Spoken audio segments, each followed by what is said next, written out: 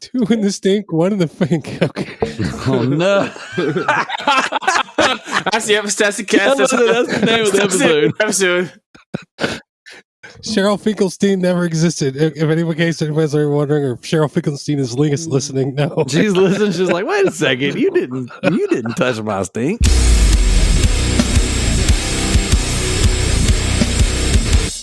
I feel the minutes count down on the clock again. Feel like I'm playing in a game that I can never win. Time is running out, I know I gotta make a choice. So many whispers in my ear that I can't hear my voice. Tell me, will it end the situation that I'm in? Or am I bound to sit alone, drowning in my sins? Get right or get left, what will it be? Time is running out, the blood is flowing. What's up, everybody? Welcome to the Loot Bros Podcast. I'm your host, Resident Darrell. We got another full panel. We got another wild bunch. God only knows what's going to happen tonight. So with us, we have a brand new guest, a host of a podcast that I happen to be listening to weekly. As a matter of fact, I've gone back and started listening to the episodes that I missed, just trying to get to know this gentleman a little bit better. His name is Will, and he is the host of the PlayStation Collectors Podcast. How are you doing, brother? I am doing fantastic. How are you doing, Darrell? I am so excited for you to be here tonight. You have no idea. Ever since I discovered your podcast and your groups, I have just become more and more interested in talking with you. I got to talk to Figsy a few weeks ago. That was a lot of fun. And we really got to nerd out on just like, oh, we're collectors and resellers. And the more I listen to your guys' show and the more next level nerds that you guys bring on, like it's just... We did this same thing a few years back with CJ, one of our old co-hosts. He is the number one trophy hunter in Australia. And he started a podcast where he started bringing all the big trophy hunters and achievement hunters across the world. And it just unlocks like this whole nother level of just nerdism that's out there that I just like, I'm drawn to and I dabble in. But like, it's just crazy. So I'm stoked to have you on here. There's so many different levels of this thing. I mean, yeah, you got the trophy collectors like yourself. You got the hardcore collectors like Figsy, and then you got the enthusiastic amateurs like myself. So, there you go. Yeah, Figsy's on another level compared to me. But yeah, I know a thing or two. At least I like to think I do. There you go. May I ask a question of our guest? Sure. Okay, Will. Yes. My question to you is, did you listen to any of our episodes before you came on? I have been doing a lot of homework. And you still wanted to come on this podcast. He's a brave soul. He's a brave soul. Well, brave soul. Darrell and I have a lot in common. We both host a podcast. Boom. Darrell, you run a Facebook group. I run a Facebook group. Boom. You resell bullshit. I resell bullshit. Boom. You love the Snyderverse. Boom. I'm okay with it. Boom. Boom. But why not? I mean, and music. You're a rocker. I'm a rocker. There you go. Yeah, if you were a woman, we'd be in bed. It's fucking great. I mean, it would happen, but we're not. So we're not. Stranger things have happened. It's 2023, man. Nothing's off the table anymore. So, all right, here we go. I'm not saying that I'm that easy. All right, so we have our guest. We have Will in the house. We have another guest, a recurring guest. As a matter of fact, his record is more this year than one of our co-hosts. It is Thomas. Thomas, we got to come up with a cool like show name for you. Like, so we got Jason Priestley. All right, we have our gaming gal Kalai. It's the Crawdaddy. The Crawdaddy. Or Crawdaddy, either or. You know, Crawdaddy. There you go. Crawdaddy. The artist Crawdaddy. formerly known as Crawdaddy. Thomas, how you doing, man? I am doing wonderful. I hope you're having a wonderful week dealing with Resident Evil, being that you are Resident Evil Darrell, and the new Resident Evil 4 came out, which is not really new, but it's a great remake, and I recommend it to everyone, even if you have already played the original. Please pick up and get Resident Evil again. It is worth it. Do it. You're killing me. You're killing me, guys. Brother. You're killing me. You are, right in now. fact, a poser if you haven't picked up Resident Evil 4. How many posers we got in the house tonight? Joe? Just one? Just one? All right, hold on. I gotta. Wait, I thought I was a poser. Didn't see anything. Sorry. I mean, I bought the game like 4 times already. Am I still a poser? Like, I feel like I've contributed enough. What you got, Will? I got it on PS4, the other one, the tank. Okay. I think, and but I'm waiting for the price to drop because that's the way it is with all these AAA games. I'm gonna give it a couple months and then I'll. There you go. But if I No. could tell anybody to pass on the game, please pass on Wulong Dynasty. It just recently came out. I beat it about 5, maybe 10 minutes before I got online to do this with everybody today. And I'm disappointed because Neo, whichever one you want to call it, 1 and 2, were just amazing games, amazing action RPGs with a great story. This one, it's like, it's a ripoff of Dynasty Warriors, but it kind of steals from like, it's the spoiler alert. I'll give you like a couple of seconds. It steals from the magic elixir and it's changing everybody from the Dynasty Warriors, the whole Dynasty and into like, evil things or demons or whatever. Yeah. I'm disappointed, so I do not recommend picking it up unless it's $20. And it should. Whoa, $20! You're going that deep? Yeah. All right, so I know a lot. I know a little bit about this game because it's Omega Force helped make this game as well. Correct? I believe Omega Force worked on this, and that's why it's so Dynasty Warriors-esque. Yes. So that's why it's got a lot of Dynasty Warriors influence. I'm also mad because it delayed Dynasty Warriors 10, which kind of made me angry. Oh crap! I know, man. You're messing with my Musos. It's not making me happy.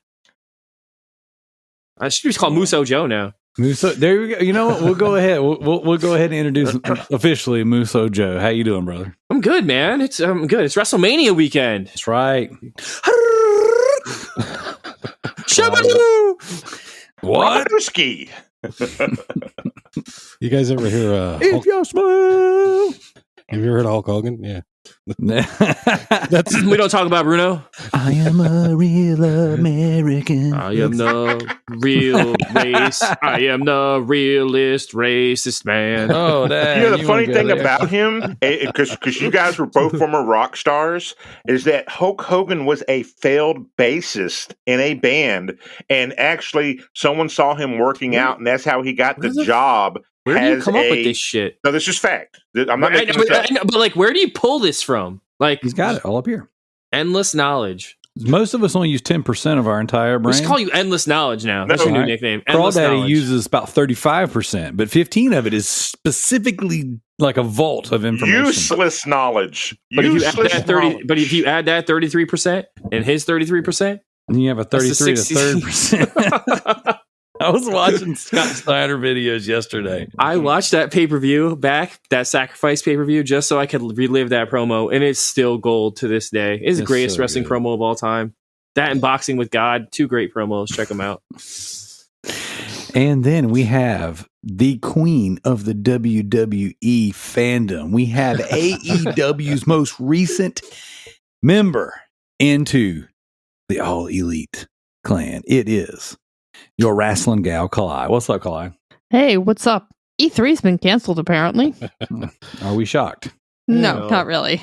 E3 anymore. It's just, TVs and stereos. I mean, That's right. The whole video game is just basically Radio Shack. So you feel like it went back to what it was? It's just like it's the electronic convention. I believe everyone realized during the pandemic time is that you can get out your own message via Facebook, Instagram, YouTube, or just put it out wherever you want and then control Grindr. it. Yes, definitely Grindr.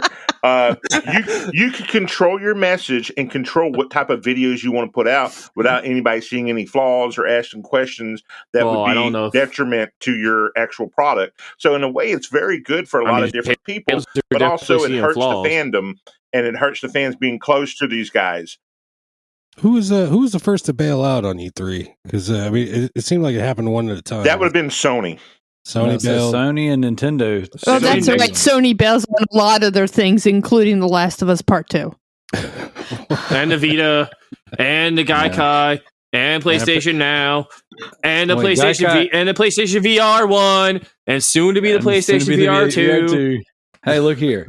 The franchise worldwide, Jimmy Ryan, he's up on the top of his yacht, out there looking around saying, is there anyone that can compete? Is there no one else? And he says no. As a matter of fact, as much as it hurts me, he's like, Jimmy don't need the Vita. Jimmy don't need the VR. Jimmy don't need the Gaikai. He don't even need the PlayStation Plus. If it was not for his infinite grace and mercy we wouldn't even have PlayStation Plus because worldwide Jimmy Ryan, all right, he establishes franchises, AAA, AA, A. I'm gonna have to stop you there because there would be no PlayStation Plus if it wasn't for Xbox Gold. Xbox Gold set it all in place. Whoa. Actually, if it wasn't for the anonymous hackers that crashed the the network, because we got the PlayStation Game Collection, the free games, they were the make goods for the network going sorry. Infamous, which would have been Infamous, was one of them. There was 18 games. It was Infamous. Uncharted 3 was one of them at one point in time. We're talking about Sly Cooper. What they gave away to make up for being offline for 2 months. Yeah, yes. For everybody getting hacked. Which was, of course, Don Matrick over at Xbox. He hacked them. Oh, is this? He gave him the old Zynga. By the way, this is a great introduction to our PS3 topic tonight. So the PS3 was hacked, and for 2 months we couldn't get online. Well, me as an Xbox player, we're playing online just fine. Same here. I was also an Xbox person at that point. I didn't switch over to the dark side. So was I. It wasn't actually until the make good. See? The free games made up for everything. Everything. That's right.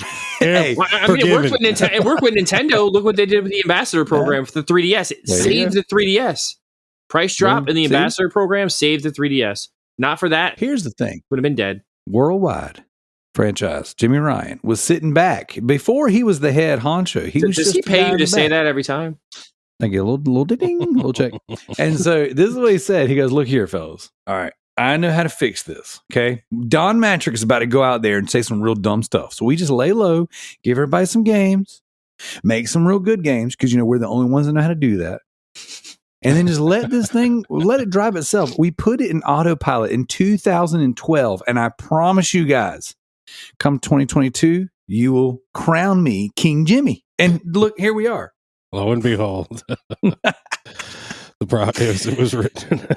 That's right. It was written in stone on the back of the PlayStation Network. So, all right, here we go, guys. This is the Loot Bros Podcast. Thank you, Thomas. Thank you, Will. Thank you, Kalai. And thank you, Jason, for coming on here and talking games with us. We are going to be really digging into some PlayStation 3 nostalgia. So this whole thing organically opened itself up. Sorry about that, Joe. That's okay. He's a Joe Brony. Am I right? All right. I have to live with this for the rest of my life. It is WrestleMania weekend. At the time of us recording, WrestleMania hasn't happened. But when this episode goes live, WrestleMania will have already happened. Cody Rhodes will be the champion. All right. The bloodline will have been nuked, bombed, blown to Hades. John Cena will have lost to Austin Theory. I agree with that one. Chris Jericho will have made his comeback to the WWE. That's your wild prediction. Chris Jericho's comeback. Listen here. All right. The Brood will be resurrected. They will take down the Judgment Day. Dominic Mysterio will lay the smackdown on his daddy, showing his mommy who the boss is. That's right. This is all happening. As long as mommy wins the title, I don't care what else happens. Charlotte will put her over. I want to add to this, but all I know is like Andre the Giant, the bird, the Coco Beware. Coco Beware's alive. The Ultimate Warrior, and then he's dead. Jesus, like 2 out of 3. Oh my goodness! I mean, like 90% of like WrestleMania 1 through 3 is dead at this point. The Iron Sheik. He's still alive. He's still alive. Sheiky's still alive. Nikolai Volkov dropping F-bombs right now. He's literally saying, F the WrestleMania and F all these WrestleMania. Volkov, I believe, is still alive. That was my favorite duo. I believe he's being a preacher somewhere. He's alive, yeah. Nikolai Volkov and the Iron Sheik. That was my shit. That was my. There you go. They're a good tag team. I'm dating myself here. Really. That's all good. Hey, that's when I started. Oh, good. That's when I started. So. That's right. I was just watching Lou Ferreira. Is that a cooking show? Lou Ferrigno? Yes, that's it. Oh, you're watching The Incredible Hulk. You got close. Lou Ferreira. That's close. No. I was watching Night Court and he did an appearance on the show. Night Court's amazing. And I wish there was a way to actually watch old Night Court, and there's not. And it's so sad. No, there is. Is Nick at Night not a thing anymore? Wait, what has old Night Court? Please tell me. It is, I believe, I want to say Amazon Prime. It's on Betamax somewhere, I'm sure. All right, I'm looking. Sure Yeah, if you went to Napster right now, because it's through Freeverse. So whatever one has Freeverse, I want to say that it's Amazon Prime. You got to watch commercials, but who cares? I don't care. I can watch Night Court. Yeah, because we've been rewatching Jim's never seen the series. Oh, Night Court's amazing. Have you watched the new? Do you watch the new one? I watched the new one, and I love the new one. Love the new one. Love it. You know, I love guys wrestling. Yes. Who was the big guy in the original Night Court? I'm sorry to cut you off, Darrell. Edward Bull. Yeah, Bull. Yeah. You know, the thing about him, it was very hard for the very first episode of Highlander, the TV series, to accept him as the bad guy, if you remember that. It was hard. Edward Mole, I think it is his name. Yeah. It's his name, yes. Because I always thought of him as Bull from Night Court, and I'm like, you're in Highlander now? There can only be one, by the way. Speaking of one, we're going to give one good old cracking toast to our Patreon producers. That's right. Thank you, Sadek. Thank you, JT. And thank you, MZ. And good luck on the trivia contest. The JTTSC. Come on up there, brother. Did you not make it? Did you make the cut? I think I got eliminated today on the trivia contest we were doing. I decided I was going to work instead of play video games. And How dare you? I got beat by a girl. Can you believe that? Wow. Girls don't get trophies. Well, the one on this show doesn't. That's the only one I have reference for. It's my only frame of reference is Kalai, and she doesn't even play games. I totally play games. Oh, really? Name 4. I beat N100% Ghost of Tsushima. Okay, that's one. That's one. Okay. Let's go with, if you want some real games, Xenoblade Chronicle 1, Xenoblade Chronicle 2. Beat them. I'm working on Halo. I did beat them. She did beat them. Answer me this. Did you beat 100% Just Dance? I beat Just Dance. I cannot 100% that. I'm still in knee surgery. Then are you even a real gamer? I don't. Did you play? Do you even game, bro? Do you even game, bro? So, did you see I actually put that on the list of 100 games to get extra points for to see if anybody would do it? I don't know if anybody knows. Which means you get all the points. You get a buttload of points for that. So Kalai's going to win the contest based on Just Dance. All right, guys. This is Loot Bros Podcast. Thank you so much for listening each and every week. If you are new to the show, if you're only here because Will, and you're like, wow, these freaking yahoos talk all this smack, say all these words, but there's no real substance. There is a place you can go for substance. That is Loot Bros Patreon, because we have some of the most substance that we can produce on our Patreon. You can get involved for just $1. There's great stuff on there. Speaking of great stuff, Kalai just did an episode that's going to go live on the 1st of April where she talks about her time with Just Dance. Yeah, I had a lot of fun playing the game. It's actually really a good game. There you go. The only thing that would make it better is I wish there was some kind of story mode to it. Like, I really would like to become the world's best dancer. Like twerking for a purpose. Exactly. I get that. I feel the same way. All right. So also coming up on this month's Patreon, we're going to have my review for South Park Stick of Truth. Finally beat it. I want to shout out to Rebby Rick for making me play that god-awful game. You enjoyed every second of it. Calm down. Hey, you can talk smack all you want when you do your reviews. I farted on a person's balls. Oh, speaking of great things to talk about on the show, Devils just beat the Rangers. Suck it, Tricky. Oh, boom, suck it, Tricky. Let's toast to that. Yeah, I'm calling you from Arizona, and somehow we have a hockey team, and I just don't understand it. Coyotes. They're great.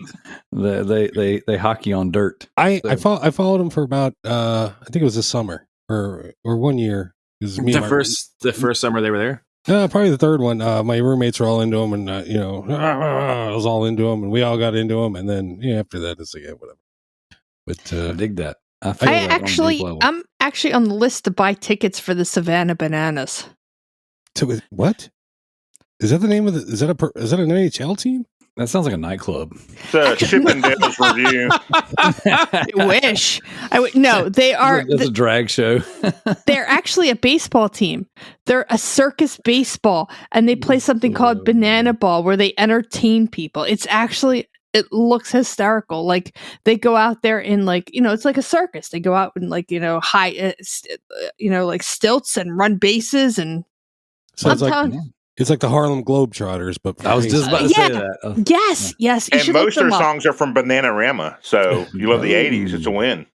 So if anybody out there, if you go onto TikTok, I know they're on TikTok, and you look up Savannah Bananas, it's hysterical. They'll stop games to try food. They'll and the audience is part of the show. It's really cool. Yeah, and then the post show is Bananas in Pajamas. No, I'm sorry. It does sound like a Chippendales ripoff from the South. That's my little side business. Sounds like a place you can eat chicken and waffles at and get a lap dance. What are the little bananas? I don't know. The little fried bananas? They're a very disappointed wife. Platanos? Oh yeah, the plantains. Is that it? Plantains and platanos. Yeah. So, it's so funny because the plantain, my guys. Wow. They are a specialty. From like the show Scrubs. The Todd's going to come in and give you like high fives with his banana hammock on. There you go. I don't know what that means, but you know what? It's time to talk about what we've been playing. So let's go to Will. Let's bring on our guest, and why don't you tell us what you've been playing? Hopefully it's not your banana hammock. I've been all over the place playing lately. Like I said, I just came off a 2-3 year stint of straight PUBG. So what did I play yesterday? Yesterday I played... I'm sorry, man. It's a fun game. Just looks so defeated. I've been playing Ace Combat 7 with a lot of guys online. I've been playing Disaster Report 4. I put about 15 minutes into that, and then I put it away. That's I've been playing all day. I've been playing River City Girls. That one was fun. I played Hentai versus Evil. That was a quick. If you like quick short platinums, that one's about 15-minute platinum. That's a good one to have. And that's the only reason I played it, because I have like 3 platinums total. In all the years of gaming, I only got 3 platinums, and one of them is Hentai versus Evil. Well, if you want a really good game to get a platinum, I mean, I really like the story. I still have to pick up the third one because I haven't done them yet. Do it. But My Name is Mayo. My Name is Mayo. Yeah, I think God's here. I think I got that one. I think it's on the PS Plus somewhere in there. But no, my girlfriend played that one. But I'm trying to think. So many games. You go across. You load up the PS5 or the PS4, and you got the list of games you last played. And I'm trying to think what was on there. Fighting games. I played Grand Blue Versus. Okay.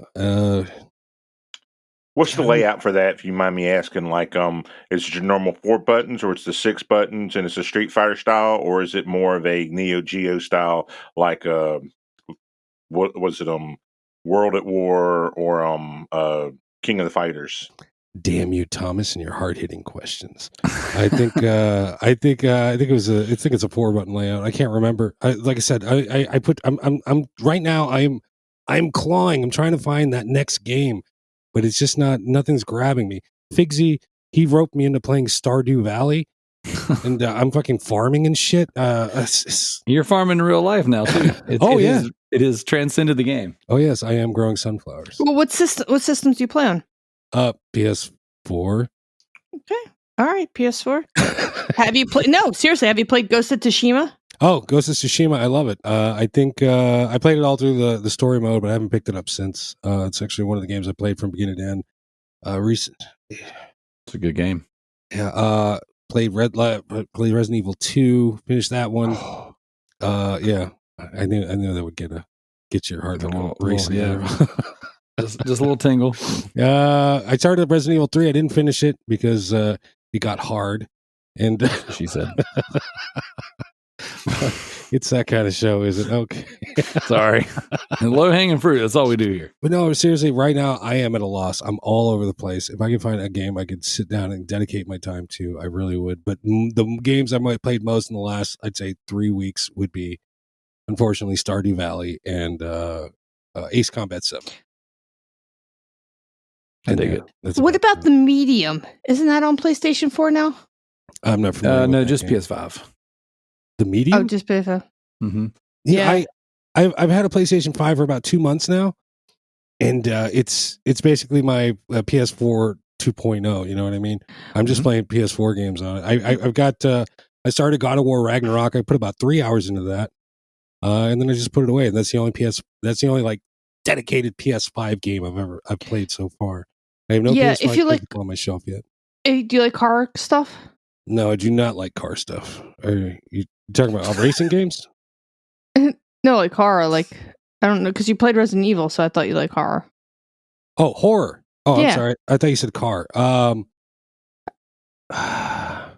You know, it's really popular. Everybody loves horror, and I think it's just a trendy Right? bullshit Yeah, thing to say. I'm not But big no. on horror either, but I've played the medium, and it actually kind of I actually played it from start to beginning because we were gonna do like a review of it, and I was like, I'll try it. I'm probably not gonna like it, and it sucked me in because you play between two worlds. You have to like go between the regular world and like the ghost world, if I remember correctly. Correct, Darrell? Yep. What's the term they use?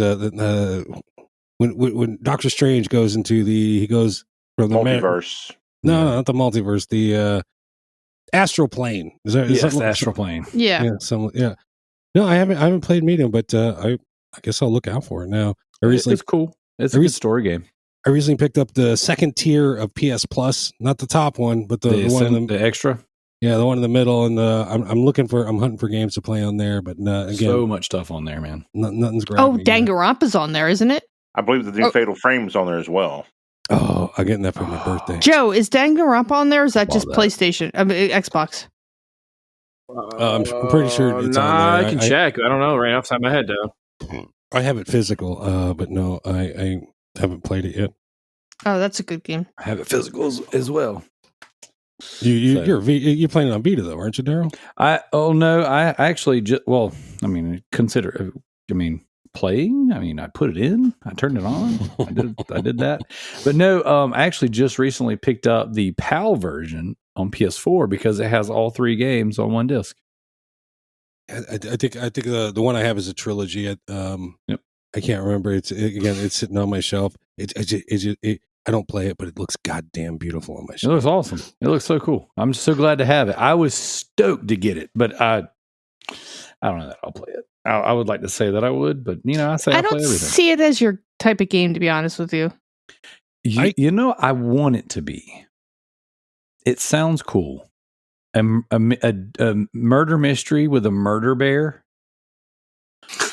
But it's very heavily anime based. Oh, I was going to say that from all I've been listening to the podcast and I've been listening. You have an aversion to anime. You said it again.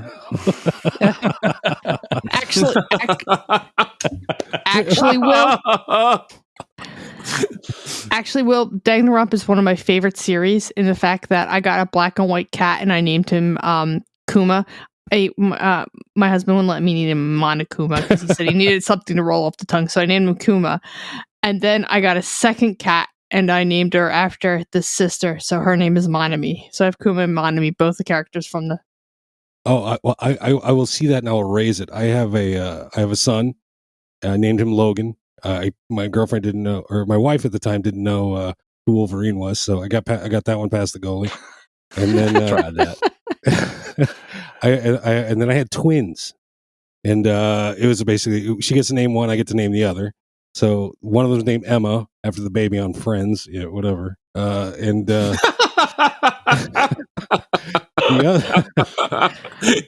other one, whatever. My child's name, whatever. The one, my daughter. The other one, I named mine. You're like, F them kids. One of them's yours. One of them's mine. No, the other one I named Ava after Neon Genesis Evangelion. Very nice. Here you go.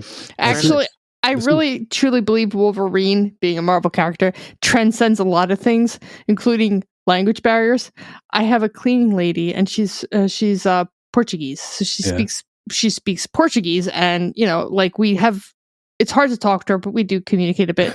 And her daughter communicates a little bit more. So years ago, her daughter was helping to clean my house because her mom and her daughter come, and I noticed because Portuguese women are very small. I was like, "Oh, are you pregnant?" She goes, "Yeah." I said, "Okay, what do you have?" And she's like, "Oh, I'm having a boy. I said, oh, okay.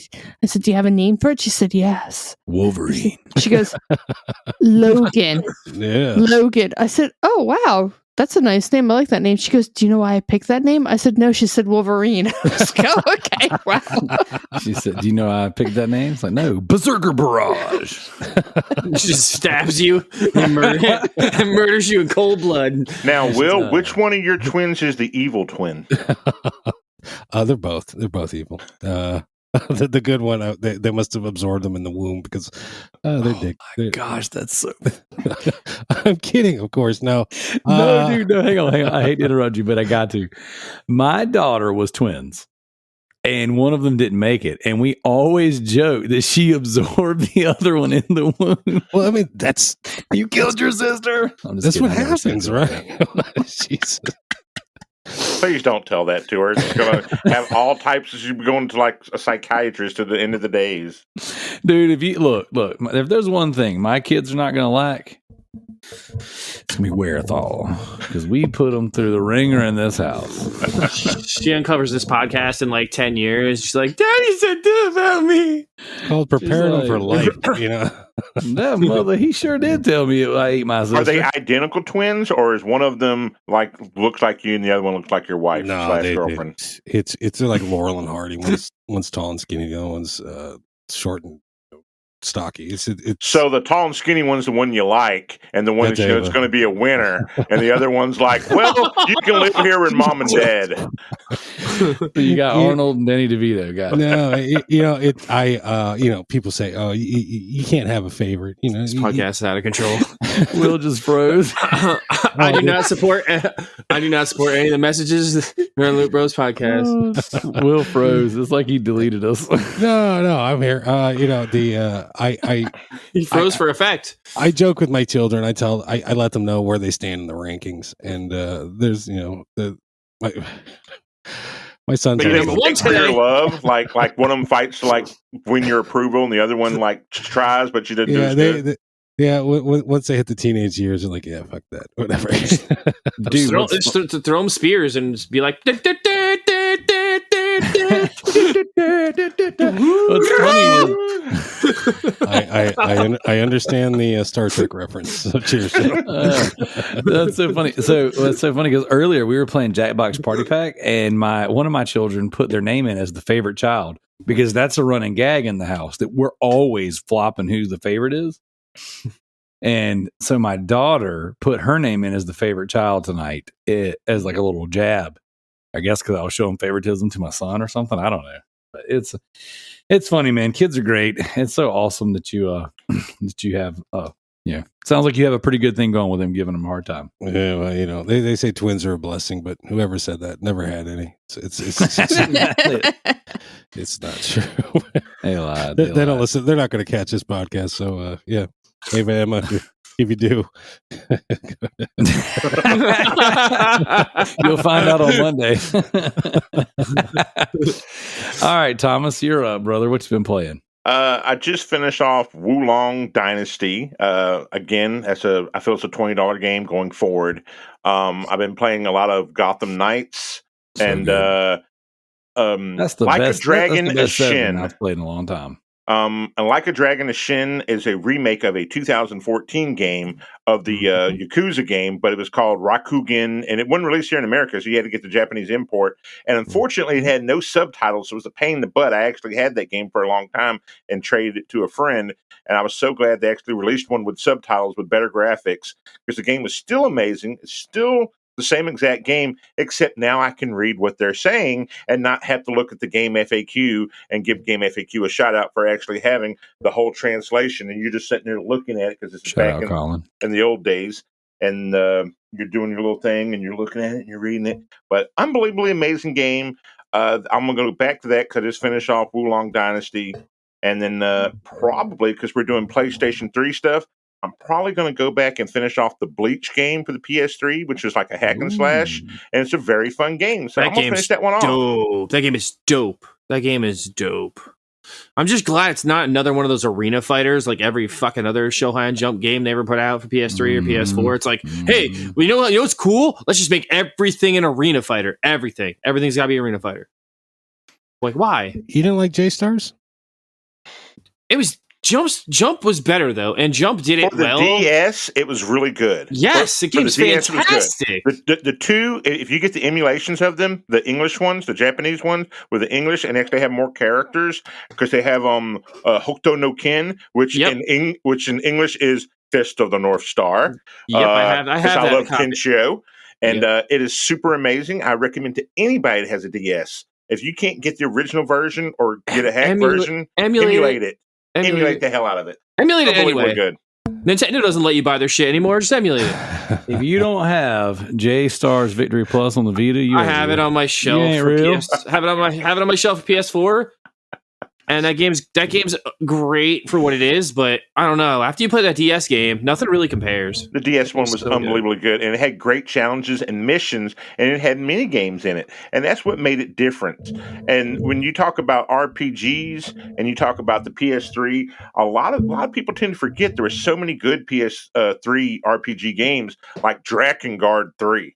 If you ever got a chance to play Drakengard 1 and 2, the weird thing, if you played number 1, you can actually end up marrying your sister. Because that game is fucked up. It had like 5 different endings, but you have one where you end up marrying your sister. Overall, the game was really good because all the different weapons you get. I hate to stop you here, but this hits a little too close to Darrell's home. He is from the South.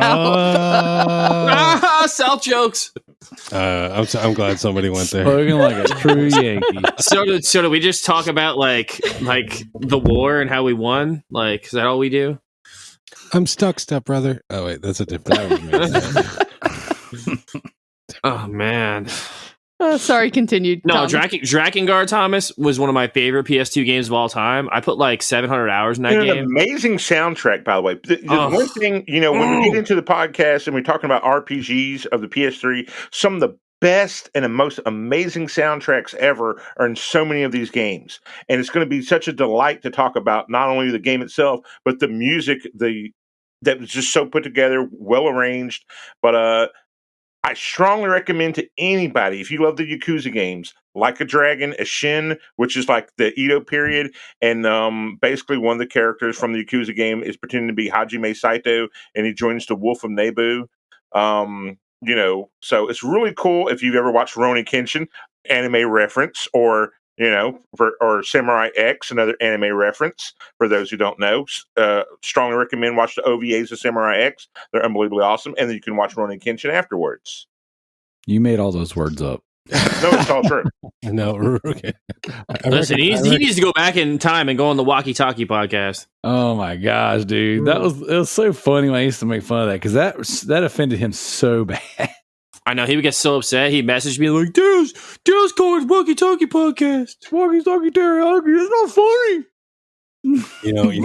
Darrell, I brought a pile of games with me to share. I don't know if this is going to come on the video, but a couple of them I just got to stick in your craw. I'll be honest with you. That's how you know we're going to have a good thing going. If you came on here swinging, ready to go, you're all right in my book. Even if you like that nasty. I apologize if I'm moving all over the place. I spilled something here in front of me, and no, you're good. You're good. I'm not wearing it anymore, so it's. I understand, man. All you little anime nerds, y'all wiggle around, and you got to do the little Naruto run and all that stuff. Thomas, did you play anything else? I'm constantly playing Disney Dreamlight. I currently, or should I say, my little girl plays it, and I kind of watch her, and then I help her when she has, because she's only 5, so she has trouble reading, and it's her goal this year to try to learn how to read. So I encourage her constantly, and we try to sign out the words. Same goal. And this is the You gotta go to that Derek Zoolander school, man. We've already beaten Disney Dreamlight on the Xbox X series, so we're trying to beat it on the PS5 or the PS4 series, and we're also playing Haven, which was just added to the PlayStation Plus. For anybody that has PlayStation Plus, I don't know if it's a premium or not, but Haven has a really great soundtrack. It's very relaxing. It's easy to play. It's not a hard game at all. It's if you've ever played, it's the same art style from Gravity Rush 1 and 2. If you're familiar with Gravity Rush, both amazing games. It was actually a PS Vita game, which Darrell knows all about. Unbelievably amazing game. And then they re-released it for the PS4 with the graphics and changed the controls a little bit. They could have worked on the controls a little bit more, but it's the same concept of Gravity Rush. Well, not the same concept of Gravity Rush, but the same art style, great music, and it's really enjoyable. And that's pretty much what I'm playing. And I'll probably be playing that Disney Dreamlight because every day we turn it on and she goes to Scrooge's store and buys new clothes because that's what young, pretty girls do. That's right. That's right. I did the same thing. All right, what's up? All right, Kalai. Am I the only one that noticed Will said he's not wearing pants? My question is anyone? No, seriously, I spilled really badly, and I'm not. I'm not kidding. All right, I mean, as long as I can see your hands, everything is good, sir. Listen, you do what you want during this podcast. This is a no judgment zone here. That's right. I can slide out of frame. The tree of trust. Is that what they call it on? I'm sure there's someone getting off to this podcast somewhere. So the internet. To the sound of my voice. This is how the internet works. Go slow. So, Kalai, what have you been playing? So I've been curling up on the couch and playing couch co-op. I've been playing Guacamelee 2 with my husband. Such a great co-op game. We've been having so much fun, and it's a lot of platforming, which my husband isn't good at. So he keep and with any co-op, which is couch co-op. The only problem I have with couch co-op is if one person gets ahead of you, it rubber bands you to that person because it can't render somehow both people. Does the rubber band you back or forward? Forward. Well, for him, forward, because I'm number one. I'm always number one player because obviously I'm the number one in the household. Plus, he's the youngest child of his family. I'm the oldest child of my family, so by right of siblings, I'm always first. Rule number one. I'm number one. Yeah. And so he's not as good at the game as I am. So I'll just go through everything and he'll snap forward. And he's like, no, I don't want to just sit here. So I'll be like, okay, so I'll have to become a bubble so he can do it. And he'll be like, no, I can't do this. You better do it. Okay. I've been playing a little bit of, oh God, I can't think of the cooking. I never can remember the cooking game. I always want to say Cooking Mama. Cooking Mama. No, the other one. The co-op Cooking one. Daddy? Oh God. Yes. Why can't I remember what it's called now? Chef Life. No. Universe. Overcooked. Same thing. Yes. Did you play the all-you-can-eat edition? Which one are you playing? I don't remember. I got it on the Switch. I think we're playing Overcooked 2, actually. Oh, nice. Yeah. As a you guys like screaming at each other? Well, it's three of us. It's me, Jim, and Carl. And it kind of gets really, really funny because we're just like, oh no, like we fall off the board. It's a lot of fun. I've also been playing Marvel Snap because I'm doing the new season. It's a mobile game, right? It is a mobile game, but it's a mobile card game. And to justify yourself. Wait, I know, right? Because I'm big into card games. And when I first got it, since you don't know, Will, when I first got it, I was like, oh, I'm going to buy the season pass.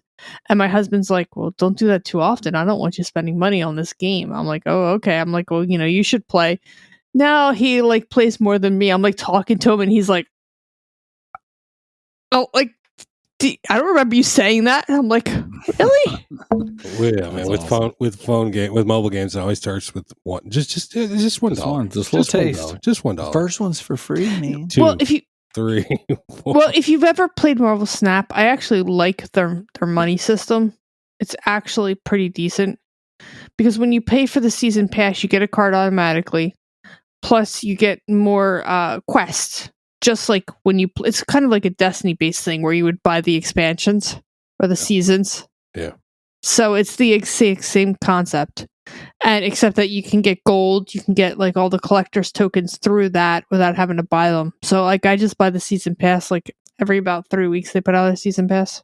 I learned my lesson with mobile games. First I started with Clash of Clans and then I got really into that. And I started spending money on that. And I was like, oh, and I just stopped myself. So I stepped away from that, and then I went to Star Wars Universe of Heroes or some bullshit like that. And I started spending money on that. And you become a slave to these games. You got to be on there at certain time to collect this, that, and the other. And then it just snowballs from there. See, Marvel Snap isn't like that at all. I don't need to be on at a certain time. I can play a few games.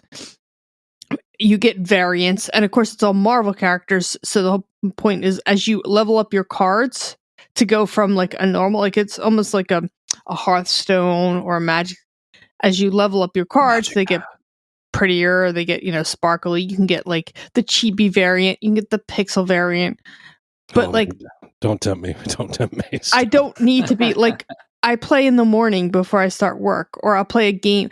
Each game only takes about 5 minutes to play, which is why I like it. I don't need to be on to collect this thing and this item. Once a day, I get free silver, which is how you upgrade your cards. So for me, I don't really I've never been tempted to really spend money on a mobile game. Joe will agree, because Joe's known me. I mean, I've spent a little bit of money on Pokemon and did like the raids. And then I've spent money on Marvel Snap because I really like playing the card game. And on top of that, they did make they made it so you could also play against your friends. So me and my husband will sometimes play to test decks, which is actually, he had his gallbladder out and we were sitting in his hospital room playing against each other, just testing decks. So you say Pokemon? You talking Pokemon Go? Yes. Yeah. Yeah. I didn't spend a lot of money on it, but like I'm like, oh, like $1 for a raid. Okay, that's not too bad. A couple bucks here. I didn't. That's how it starts. Or you know it. She's gonna be like, guys, I just took out a second loan on my house. She has to call Darrell. She has to call Darrell. That's right. Hey, they should start a Tinder go where you just hook up with just random women, where you just meet them like in a park or like in a subway or on a bus or just like just like, hey, I'm at some Mexican restaurant, and it's like a Tinder go, and you just meet some random girl. It's like, oh, this was the monster I didn't want. Tinder go. What? What I was gonna say though is that like I have accepted a position at a new. Well, no, let me back up. I have gotten multiple offer letters for new jobs, and I have one that I am tentatively going to accept. Do they know you do the show? Not yet. I tried to hide it from them, but that will allow me to lend nationwide. How about that? Whenever you need that cash out refi so you can pay for your Marvel Snap habit, I got you. Now what would that conversation be like, Darrell? Like, can we simulate that in the show right now? Like, if your boss just like called you in the office, like, Darrell, come in here real quick. So I was going around and I found this podcast, and this voice sounds a little familiar. Yeah, probably a good voice. Who is this? Is this you? I don't know. Let me listen. Will you play it for me? Here, hit the play button. All right. Oh yeah! Oh wow! Snyderverse. This is Snyderverse. That's awesome. I love it. That's great. Where'd you hear this from?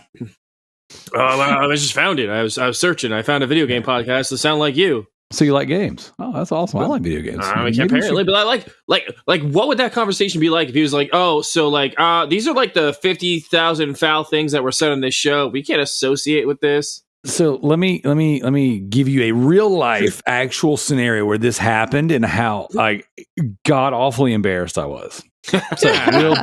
So you'll enjoy this because this ties into a little bit of what I talked about on your show. Do you guys remember, Kalai? You probably remember Crawdaddy. This is a little before your time. I really like that name for you, by the way. There you go. So, you're welcome. Muso Joe and Crawdaddy. That's sticking. People already call me that, though. I like it, though. That's good. He's on to something. All right. So you guys, Kalai, you remember back when we used to stream the Loot Bros podcast? It was me, T-Bird, Frosty, and Josh Craps. Yes. It might have been B-Button Guy at the time, but either way, we were all sitting in. It was Josh. It was Josh. So we're all sitting in my room, in my garage at the time, and we're streaming. And what we did was we put a poll out in the Facebook group and say, hey, what games would you guys like to see us play? The thing is, it was the first time I ever did a poll, Will. I'd never done a poll before on Facebook. Okay. And so I put it out there and I didn't close the poll. Okay. And so my drummer for Ninja Loot goes in there, and the first thing he types in there is Barbie and her sister's Puppy Rescue on PS3. Well, he just put that in there, but I mean, PS3 was where we found it. So, and like, we didn't own that game. And so Frosty, the co-host at the time, he is one of the funniest human beings you'll ever meet. He has some of the best, if not the best, comedic timing of anyone I've ever met. Problem is, as funny as he is, his Dr. Jekyll, Mr. Hyde side is the very opposite of that. He goes from like, holy crap, laugh out loud funny to like a very obnoxiously hard to deal with, you know? And like he would get very upset, very offended, you know? And then he would be very frustrated and he could really fill up a room with laughter, or he could suck all the energy out of a room. Okay. And there wasn't a whole lot in between. This is one of my best friends for years and years and years. Yeah. Absolutely loved having him on the show with me. So one of my favorite things to do as the natural born antagonist that I am is I really, really loved to flip that switch for him. You know, when he's and then I would flip the switch, and then of course I would get mad that he would get upset. You know, so it's very, very toxic relationship he and I had. Okay. Yeah, toxic. It was. It really was. It was. I mean, we had a good time. We had a lot of good years together. And so he's like, well, joke's on them. We don't have Barbie and her sisters. So one of the games that technically would have won, I hope your pants are dry now, is still drying up the floor with them. But anyway, Teenage Mutant Ninja Turtles, Turtles in Time on the Super Nintendo. So that was the second place winner out of the poll. Okay. Well, me and actually it was B Button Guy. I said it was Josh earlier, but it wasn't. It was B Button Guy. So me and B Button Guy decided we would go to GameStop after work, because we all work together, all four of us, and we would go buy Barbie and her sister Puppy Rescue. So Frosty brought over his Super Nintendo. He brought over Turtles in Time. He's so hyped. We already got the room set up. We got the camera set up, the computer set up, and the PlayStation is kind of hidden with Barbie in it. So we go live. We got everything hooked up. We had the Super Nintendo, everything hooked up, and we hand him a controller, and he's like, "What is this?" And we're like, "It's Barbie." And we're like, he's like, "Dude, he was a good sport, but you could tell he was totally pissed."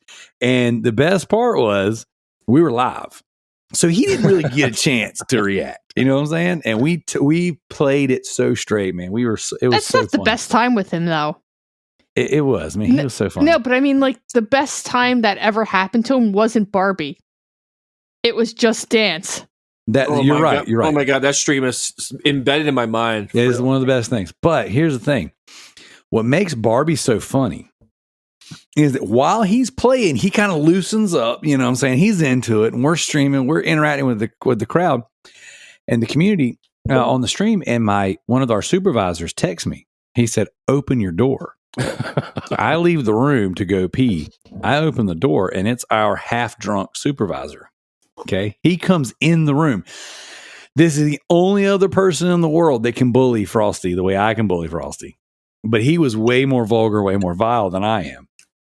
And he says, "Move over," and sits down in my chair beside him. And he's like, "What the F are you doing?" I mean, like, we're live. He's like, "What the F are you doing?" He's like, and just so embarrassed.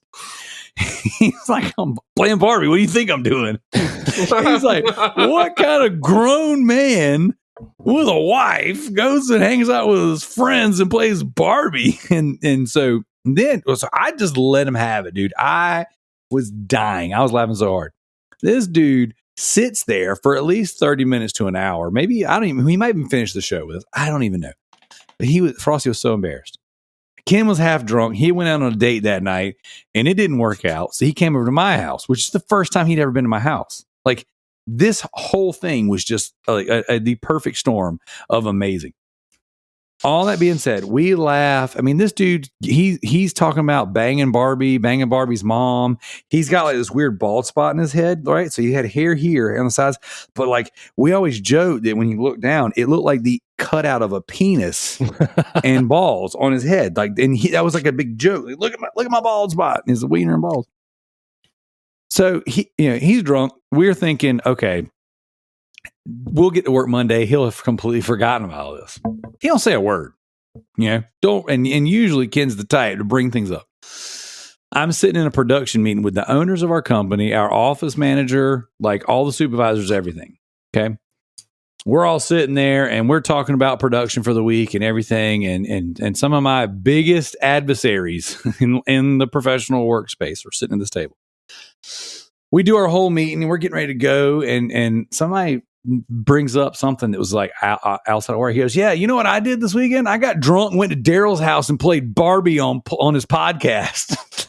And dude, you're talking like 6 or 7 people just stop and they turn and they just look at me in disgust. And I was just freaking so red and so embarrassed because I don't talk to these people about video games, and I surely don't talk to them about my podcast where I talk about video games, and I really don't talk to them about how grown men play Barbie online for other grown men to watch. Like, it's a whole thing. And dude, he just lays into it. He's like, yeah, I got drunk. I went out on a date and he goes, I couldn't score. So I go to Darrell's house and I go, and him and all his buddies all his grown men are playing Barbie online for other grown men to watch. And he just lays into it, dude. And it was like, seriously, it was funny, but I was so like in the moment, just like, I was embarrassed. I was like, I don't even know and then they're like, so wait a minute, you play video games? Yeah. Yeah. It's fun. You talk about your video games? People listen to this? Yeah. You play Barbie. Yeah. Yeah. You should be like, yeah, dude. It's funny you bring that up because Figsy was looking for a game for us to play, as a podcast game, so we could play, because we got some couple scenes, wanted to bring everybody in and play it, and he's like, maybe we should put out a poll, and ask our audience what they mean. I was like, didn't you learn anything from the Darrell podcast? If you do that, we're gonna get stuck playing Barbie, fucking, I don't know what the fuck. Yep. And no, we're not doing it. And then finally we settled on that damn Stardew Valley. And yes, Tom, he's holding up Barbie Horse Rescue. Jesus. Well, we kind of one up that with the whole Patreon. Yeah, yeah. Well, the whole lesson here is, don't. I gave this a 9, by the way, when I reviewed it for Game Judge back in the day. I was the only person that gave this game a 9. A 9? A 9 out of like a 9 out of 100? A 9 out of 10, because the fact was it was a children's game. You have to look at it from a children's aspect. So that's the reason why I gave it a 9. No. Games are games, sir. No, sir. This was meant for little girls or androgynous boys. And I gave it a 9 based off of everything you could do in it, how you can customize your character, what type of clothes you can give them, what type of makeup they can wear in their hair. And I stand by that review to this day. And if Game Judge was still around and Judge Saber, meaning me, was still around, that still stands as a 9. That is so funny. We might not even make it to the topic this week. To the twat. Yeah, we'll make it to the twat. I'll add all the other stuff in post. Kalai, is there anything else that you played besides Barbie and her sister's Puppy Rescue? No. You did. Hey, I'll have you guys know, whenever we did that stream that you keep bringing up, where he dressed in his wife's clothes and did the Just Dance. Oh my God. And drank beer. His wife comes in there. She's like, why are you wearing my shirt? He's like, because I'm dancing. Get out. Like, still funny. I sent him a PS3 and Barbie and her sister's Puppy Rescue to do this again. That was the big joke. We were going to be like, all right, for everyone who's been with us all these years, Frosty's going to play Barbie again on stream. That mother effer still got my Barbie, still got my PlayStation. And I hit him up the other day. He said he ain't got it no more. I'm like, you monster. Wow. You sent him a whole console? Yeah, I did. I sent him a whole PS3. No, that's it. Good guy, Darrell. I wouldn't give it back either. Doing the most. He didn't. He didn't give me that back. My copy of Uncharted collection or my Resident Evil 6. Whoa, you let him get it with a Resident Evil copy? I'm surprised you didn't drive there and get that one back. Why do you think he don't show no more? Oh, jeez.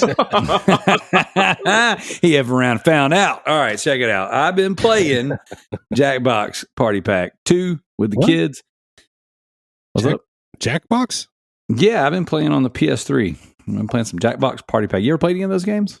I've seen the cover, and is the guy's heads on the cover and shit. There's stuff flying around. Yeah, there's like You Don't Know Jackbox Party Pack, and they're on like 8 or 9 now on the Jackbox Party Packs, maybe 10 or 11. It's crazy, but they're awesome because it's a trivia drawing, just funny party game. But everyone plays through the browser of their phones, so it hosts like a little room. And it gives you a code. You just sign in on jackboxtv.com or jackbox.tv rather. You put in the room code and then you interact with it. And you can do 8 people playing at one time plus audience members, right? And so I've been in this trophy bracket competition thing, and I hadn't popped any trophies in 2 days. And I was getting spanked. So I was trying as like a last minute, what do I have that's rare enough to get me some like points to get, to get back in the game. And I was like, oh, I have all these Jackbox games, and a ton of their trophies are rare because you need 8+ people to play them, right? Well, I've got multiple phones, iPads, browsers, you know what I'm saying, right here. I was like, let's go. So anyways, I set it all up. I get 8 going, and then the +1 for the audience, and then my kids come in, and my boys got back from karate, and everybody's like, let's play. We love these games. So then we just started playing for fun, and so popped a handful of trophies, knocking out the big multiplayer stuff, but really just played for a couple hours, just having a good time. We were playing up until I sent the room invite for you guys to come and do the podcast. So really enjoying that. Jackbox Party Pack 2 has Fibbage. It has a game called Bidiots, Bidiots, and essentially you have to draw a picture of a character that is like an art gallery kind of thing, and then you have to bid, like auction, to raise the price, and then the game decides what the actual value is on these things, and then it's kind of like an over and under. If you bid over, that person lost money, whoever bought it, but if you go under, that person makes money when they sell it, and then it's a point thing. Super fun.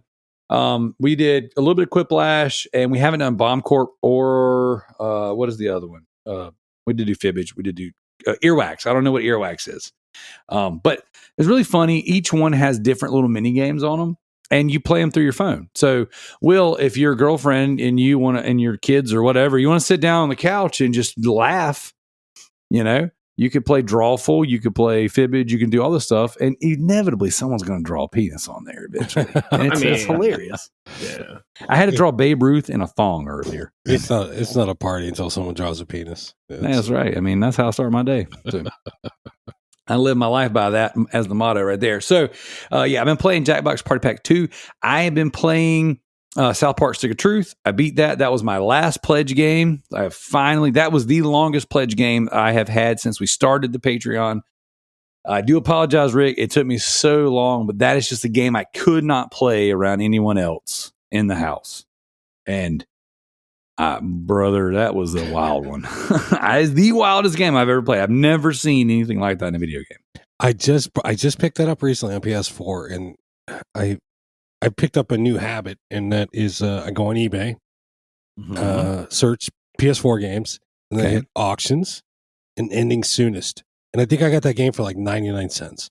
And it's the only, plus shipping, and it's the only reason I bought it. But I haven't played it yet. I like South Park back in the day, but the shtick wore thin. I don't know, after like season 8 or something. I can't remember how deep I got into it. Well, it's definitely please try season 13. 13 is the best season out of all seasons. I assure you, if you just give season 13 a try, you'll love it. It's one of the best seasons of all time. Do you guys remember the episode where they're in the little concentration camp and they got a finger paint? Finger paint faster. That also had the Museum of Tolerance in it as well. There no sacred cows on that show. I'll say that. Here we go. So I played some South Park Stick of Truth. I did take a shower after every sitting. I did go spend a little extra time in church. I felt really terrible about that one. Played some Outriders on PS4. Guys, if you haven't played Outriders and you like third-person shooters, especially Gears of War, play Outriders. It is Gears of War with not quite as cool because obviously Marcus Phoenix makes Gears of War really bad. But it's cool. But the thing that drives me crazy is this stupid Destiny UI. Like, it's terrible. It's trashy. It's not as good as Destiny. I don't like Destiny's UI anyways. But Outriders is really fun nonetheless. Really digging it. Tip about Outriders. It's on Game Pass. It's also on PlayStation Plus. Oh, good. Cool. What's Game Pass? I never heard of that shit before. It's where you go to not sell games. It's where a company that doesn't make games rents games. That's called Blockbuster. That's right. That's coming back. It's actually making a profit, by the way. So it's actually becoming profitable. They say allegedly. There's no effing way. Not possible. Not possible. Here's the thing: if there's anything that this whole Activision Blizzard deal has proven, is that it is coming out of the horse's mouth. They are saying they can't compete with Sony. All right, they're saying that they're losing money. And they have said in the past 2 weeks, they cannot make games like your boy worldwide franchise, Jimmy Ryan. I think everyone should drink every time he says worldwide franchise, Jimmy Ryan. Xbox is going to be so much different now because of Activision, because of this acquirement. You're going to have Coda's going to come in. You're going to have so many good RPGs. You're going to have so many good action games. So many good you bought them IPs because you bought them all. But Activision's not using these. Activision just releases Call and of Duty. They're not going to use any of those. They're not going to use those any. IPs. No, they're not. They'll bring back Tenchu. They'll bring back Pitfall. Right. I'm not doing back this. Some good games. You got 12 studios making Call of Duty right now. Yep. You're about to have 24 studios making Call of Duty. Activision doesn't have Tenchu anymore, man. People got to pump out that DLC, Darrell. That's right. Somebody got to support zombies. What do you think? Don't What do you forget think the coalition's going to be doing? They're going to be making Call of Duty zombies. I like the way you make Jim Ryan sound like a wrestler. Bring back Pitfall, please. It's the original Tomb Raider. We all know the superior man is Todd Howard. Yeah, you know what? He got balled up and then had to lay his boys off. You know who's not laying anybody off, Kalai? Worldwide franchise Jimmy Ryan. Ain't nobody at Sony going home. Listen, nobody. You know why? Because they make good games. I think we need to give him a new nickname. Listen, Activision can suck my ass. You want to know why? Both cheeks. Because they made an amazing Tony Hawk game, and then they shut down the studio because they're like, "Oh, no more Call of Duty. Everybody needs to work on Call of Duty. We can't make it anymore." It's ridiculous. Well, okay. Can I go back to what I was saying before I was rudely interrupted by Joe again? Interrupted. I was trying to say something I was going to say. That's not interrupting. You were going to say something. That's I have the conch. It's my turn to talk.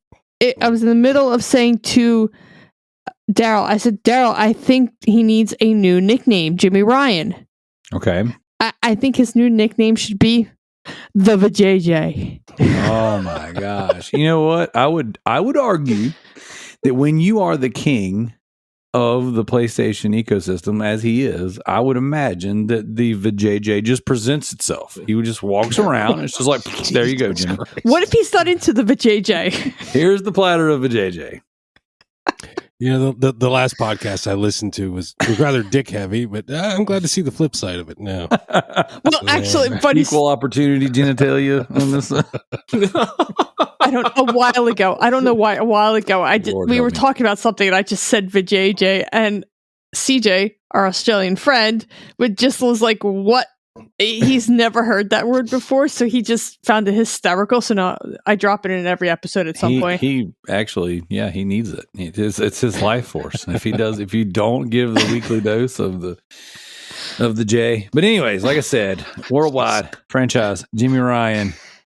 He is just sitting back in autopilot at this point now. He's just like, you know what? I'm just going to let the world burn around me, and then we will rebuild in the image of PlayStation.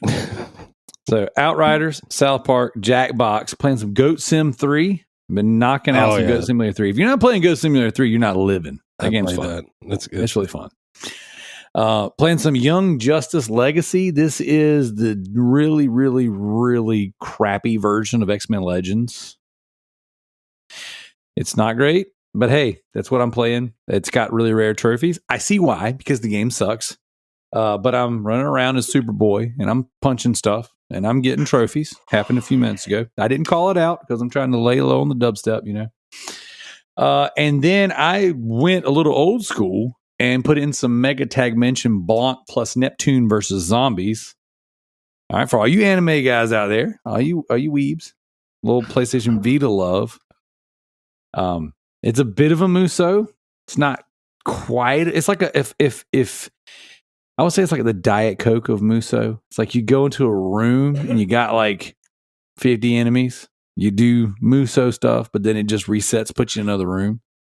So not bad. Not a bad little slew of games. And I'm just chipping away at Gotham Knights. Now, the GTTSC starts April 3rd. So that's the Great Trophy Score Competition. I don't actually know what that all stands for, but myself, Redbeard Rick, and Gaz are all on a team together. Team Extreme is basically what's about to happen. We are going to dominate the entire competition, going to freaking destroy everybody. And I'm just kind of priming my stuff, getting ready. So I'll be popping platinums left and right. Kind of like popping bottles, that song, but I'll be popping platinums. I have a question about Gotham Knights. It's good. It's the best 7 I've ever played. Are you actually watching the show? Frig, God, no. What do you think I am? Some sort of weeb. A DC fan? No. Real DC fans support the Snyderverse, not that friggin' CW trash they keep pumping out. So I have to say, in case you are wondering, the actresses on that show aren't bad looking, since you're so concerned with Belly Ramsey. Oh my gosh, Bella Ramsey, that friggin' mole person, that ogre. Jesus. Wait a minute, Darrell. Let me get this straight. You love the Snyderverse, but no CW?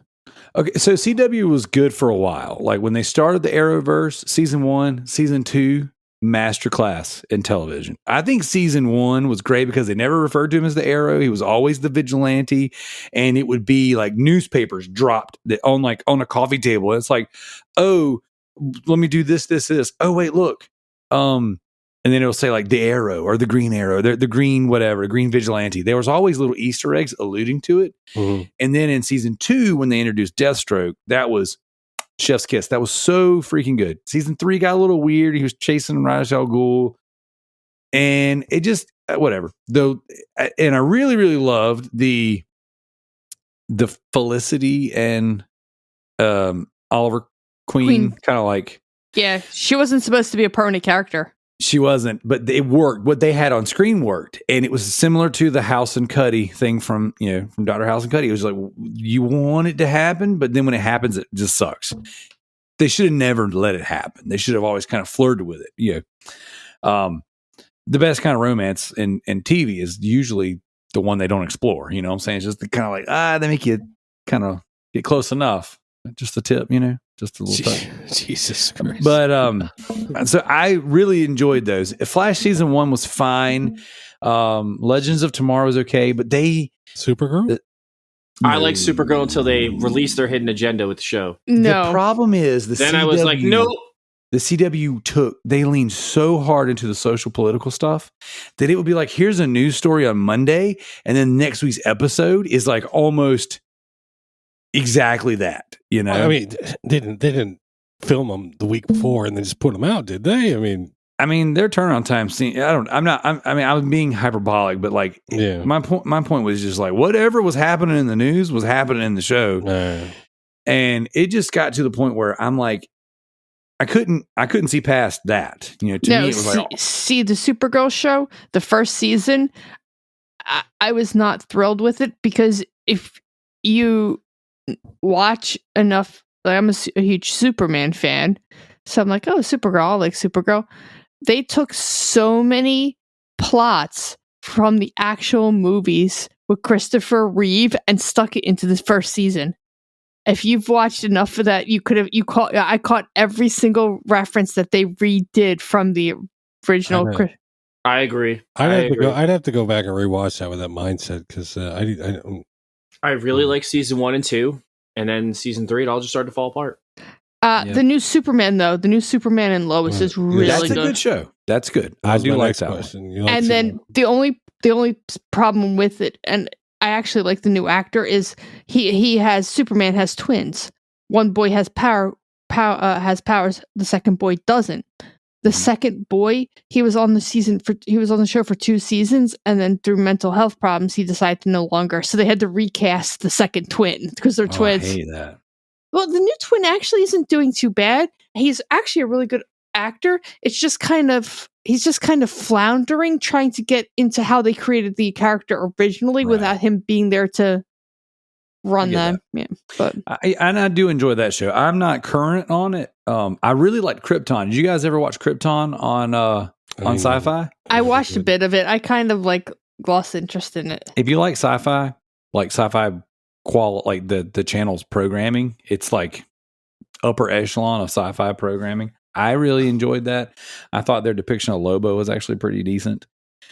Brainiac was pretty cool. I love DC, and the thing is, I want to just dive into all of it, but it got so social political with the CW programming, and I just like, man, I was having a hard time personally just tuning it out. Yeah, I mean, just enjoying the I mean, I get the whole social thing, but even I was like, I watch these shows to get away from it.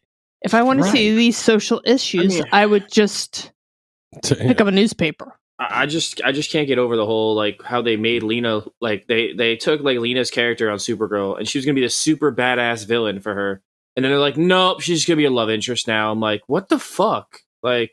No. You set this up perfectly, and then you just threw it all away.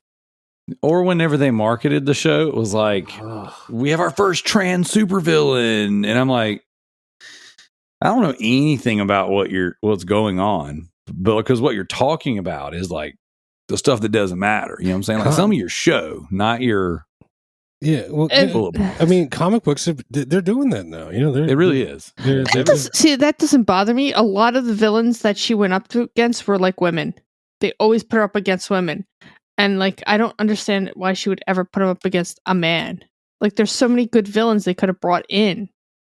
Well, again, it just seems to me it's a little bit of pandering, Yes, very much, and that's pandering to girl power. But yeah, freaking, girls can't beat up guys. Come on, Kalai.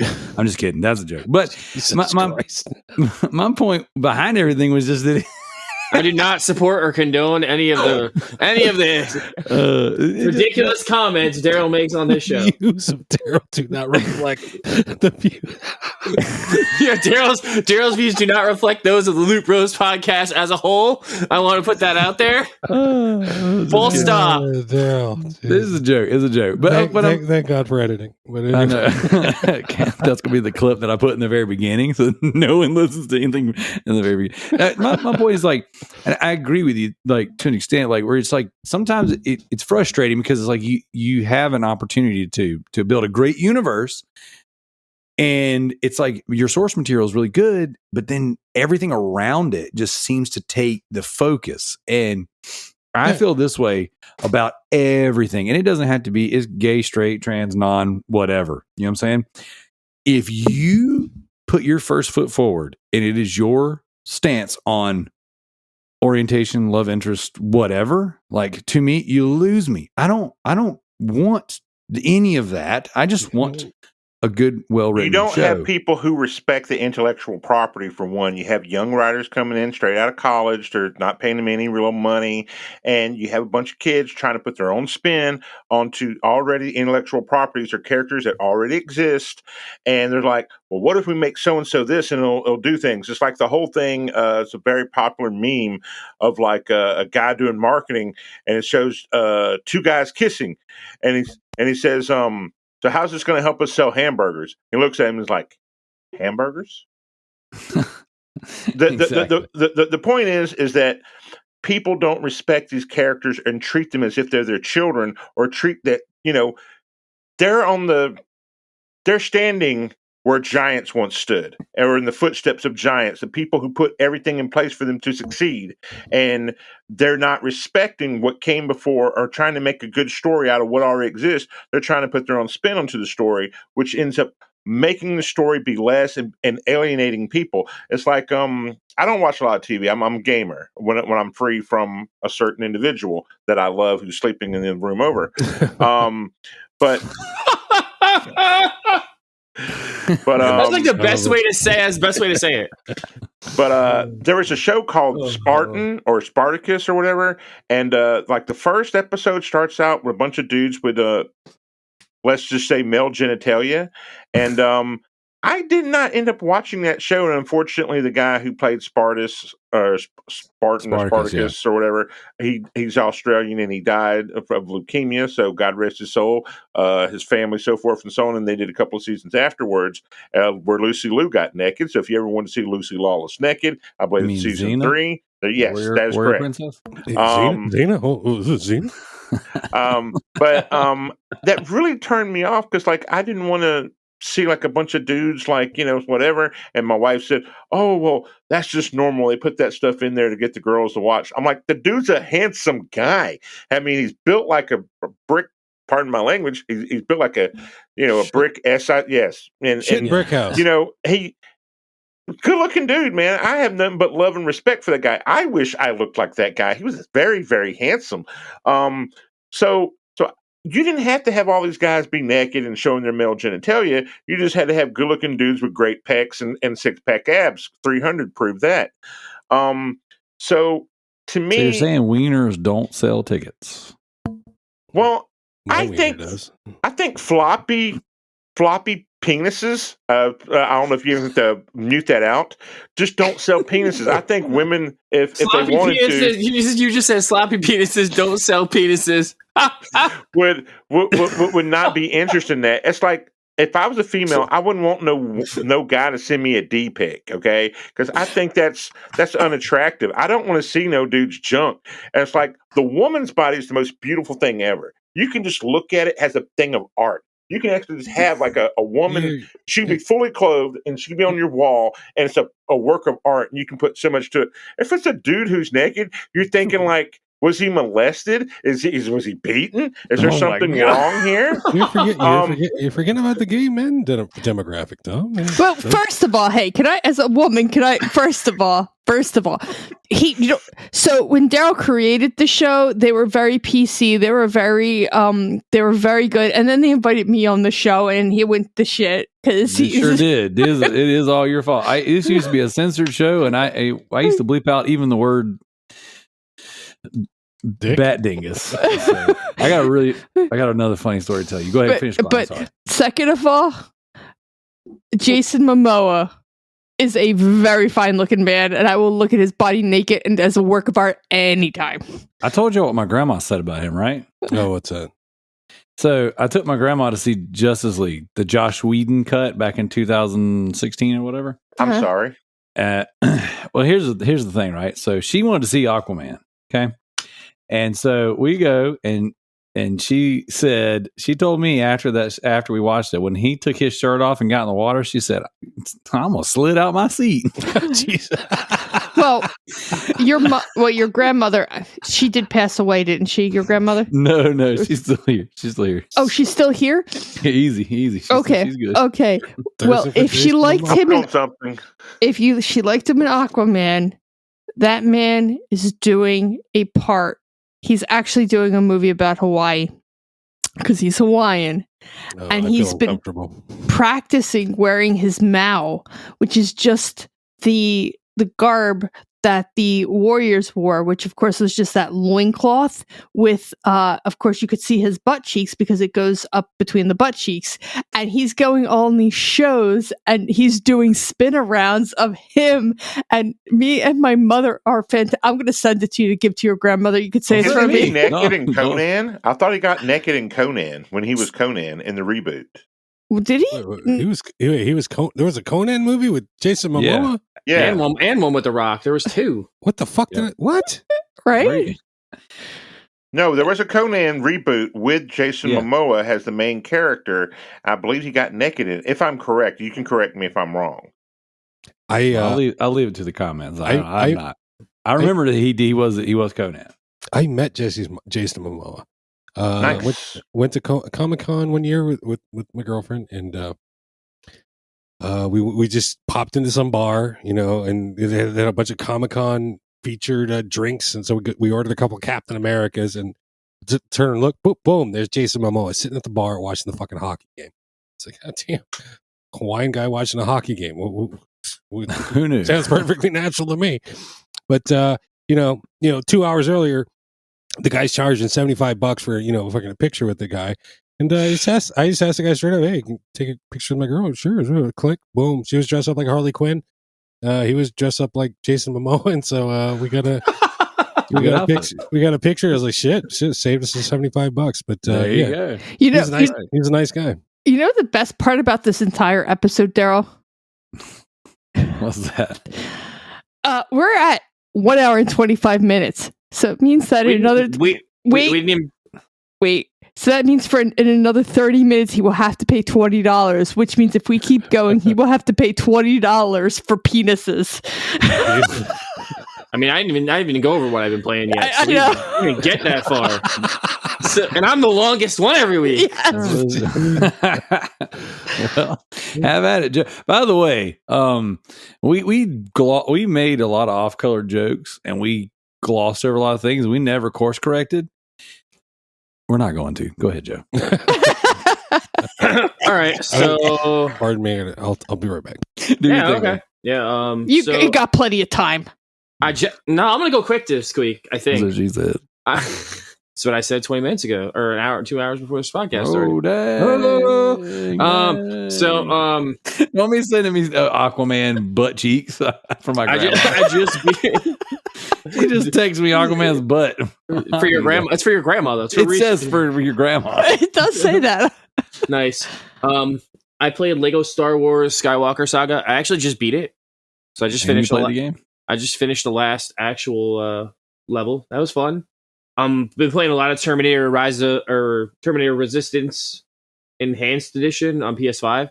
Kalai, that game's Is that a freaking first awesome. person or a third person? It's first person. Okay. That game's really good. Which game again? Terminator. Oh, didn't I play that one? Yeah, you played that like mad long ago on PC. Yes, I did. And you know what I did? I did 100% that game. 100% that one, yeah. Yeah. Damn. Props to you, because that game is freaking annoying.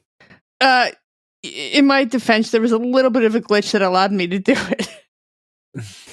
The one of the characters you have to beat to get the achievement was really annoying, but Which one? Do you remember? No, I don't remember. I just did them last, and I was like, oh. Because I mean, I'm killing the one like Terminator, like the one giant mech thing. That thing's a pain in my butt. Yeah, it's a difficult game, but it was fun. It is. It's not easy. Like it's for a shooter. I was like, man, like they really make you like invest in your skill points. They really make you use your resources and craft and stuff. I like the game a lot, honestly. If you haven't checked it out, Thomas, I would definitely say check it out. Terminator Resistance on PS5, PS4 is a really good game. I've been interested in checking it out for a while. It goes on sale all the time. Yeah, I'm waiting on the price to go to like around 15 or 10, and then I'll go ahead and pop up and get it. It's worth it for the 24. Honestly, I spent the 24 on it, and I'm a very big $20, $15 gamer too. But like that went to 24, and I was like, all right, time to pull the trigger. Especially when it got the enhanced PS5 version, I was like, oh, I get that for free with my PS4 version. All right, click purchase. Mine was gifted to me. I think you said something like that. Yeah, you got yours early.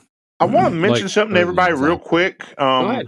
This is very important for everybody who's that owns a PlayStation 5. The PlayStation Plus collection for the PS5, which is currently free for your PlayStation Plus member, is getting ready to go away. So please download or add all these different titles to your system before they go away. They're going to still be free for a limited time, but they're getting ready to have those go away in either May or April. It's end of it's May. end of May. Okay, thank you for correcting me. But please download these games and not even download them, just add them to your queue so they'll always be with you. And they're free. Please get them while you can. They're like awesome 18 or 19 games. games now. That is correct. And you got Until Dawn, which is an amazing game, awesome game. The Uncharted, The Last of Us, Ratchet & Clank, Second Son, Infamous, good. Final Fantasy 15. Final Fantasy 15, which is an awesome game. Took forever to come out, but still an awesome game. Battlefield 1, Resident Evil. And then so many good games. Please, if you get a chance and you have PS5, go ahead and get these games before it's too late. Yeah, public service announcement on top of that. Always download your free games. I don't know what you people are thinking of. Like, always add them to your downloads. They're free. You can play them later on. It doesn't take up any space. Just download them. Like, you'll regret it if you don't. I'm telling you, you'll regret it if you don't. Because one time there's going to come a game where like, oh, I really want to play this. And then it's off the marketplace or you can't get it. You would have had download. You could have played it. That's right. We're going to do a game club, and it's going to be a game that was on there, and you're going to be like, "Oh, I'm going to play. Oh, I didn't redeem that." Which are we doing? Are we currently doing a game club? We are. What is our next month? The list has not populated yet. So there's no current game I need to be playing right now. What you're saying? Correct. Yeah. Well, okay. So I said this past episode that I was going to have the list on our Patreon, and it's scheduled for April 1st. Oh, can we get a hint? Anything good on there? Yeah, it's 10 Resident Evil titles. Crazy. I don't know how that. Oh man, it's like, is it really 10 Resident Evil games? Are you serious? No. I was like, oh man, no, it's 9 Resident Evil games and 1 terrible Resident Evil spin-off game. You know me too well, Joe. I know. Other than that, I didn't really play too much else because I was really just trying to concentrate on finishing Lego Star Wars. That was I believe my 5th game I beat this month. It's been a slow year. I think I've only beat 17 games this year. Pretty slow year for me. Usually I'm around 24, 25 games. So. By the way, I hope you guys are happy. Just as a side note, I just opened up my Facebook, and since it's listening to me, it's advertising for me everywhere. No, cream filled beavers. Whoa! How much are those with shipping, by the way? They're fine Belgium chocolates. Oh my gosh! All right, so the reason why we're here. Okay, the reason why we have Will, we're rotting his brain with our nonsense. The reason why we have Thomas, we're rotting his brain with our nonsense. It's because we are going to dig into the PlayStation 3 catalog. Can I stop you right there? Consider me stopped. Now who's interrupting who? Well, I know that, but some of us people have to actually remember how the show is formatted.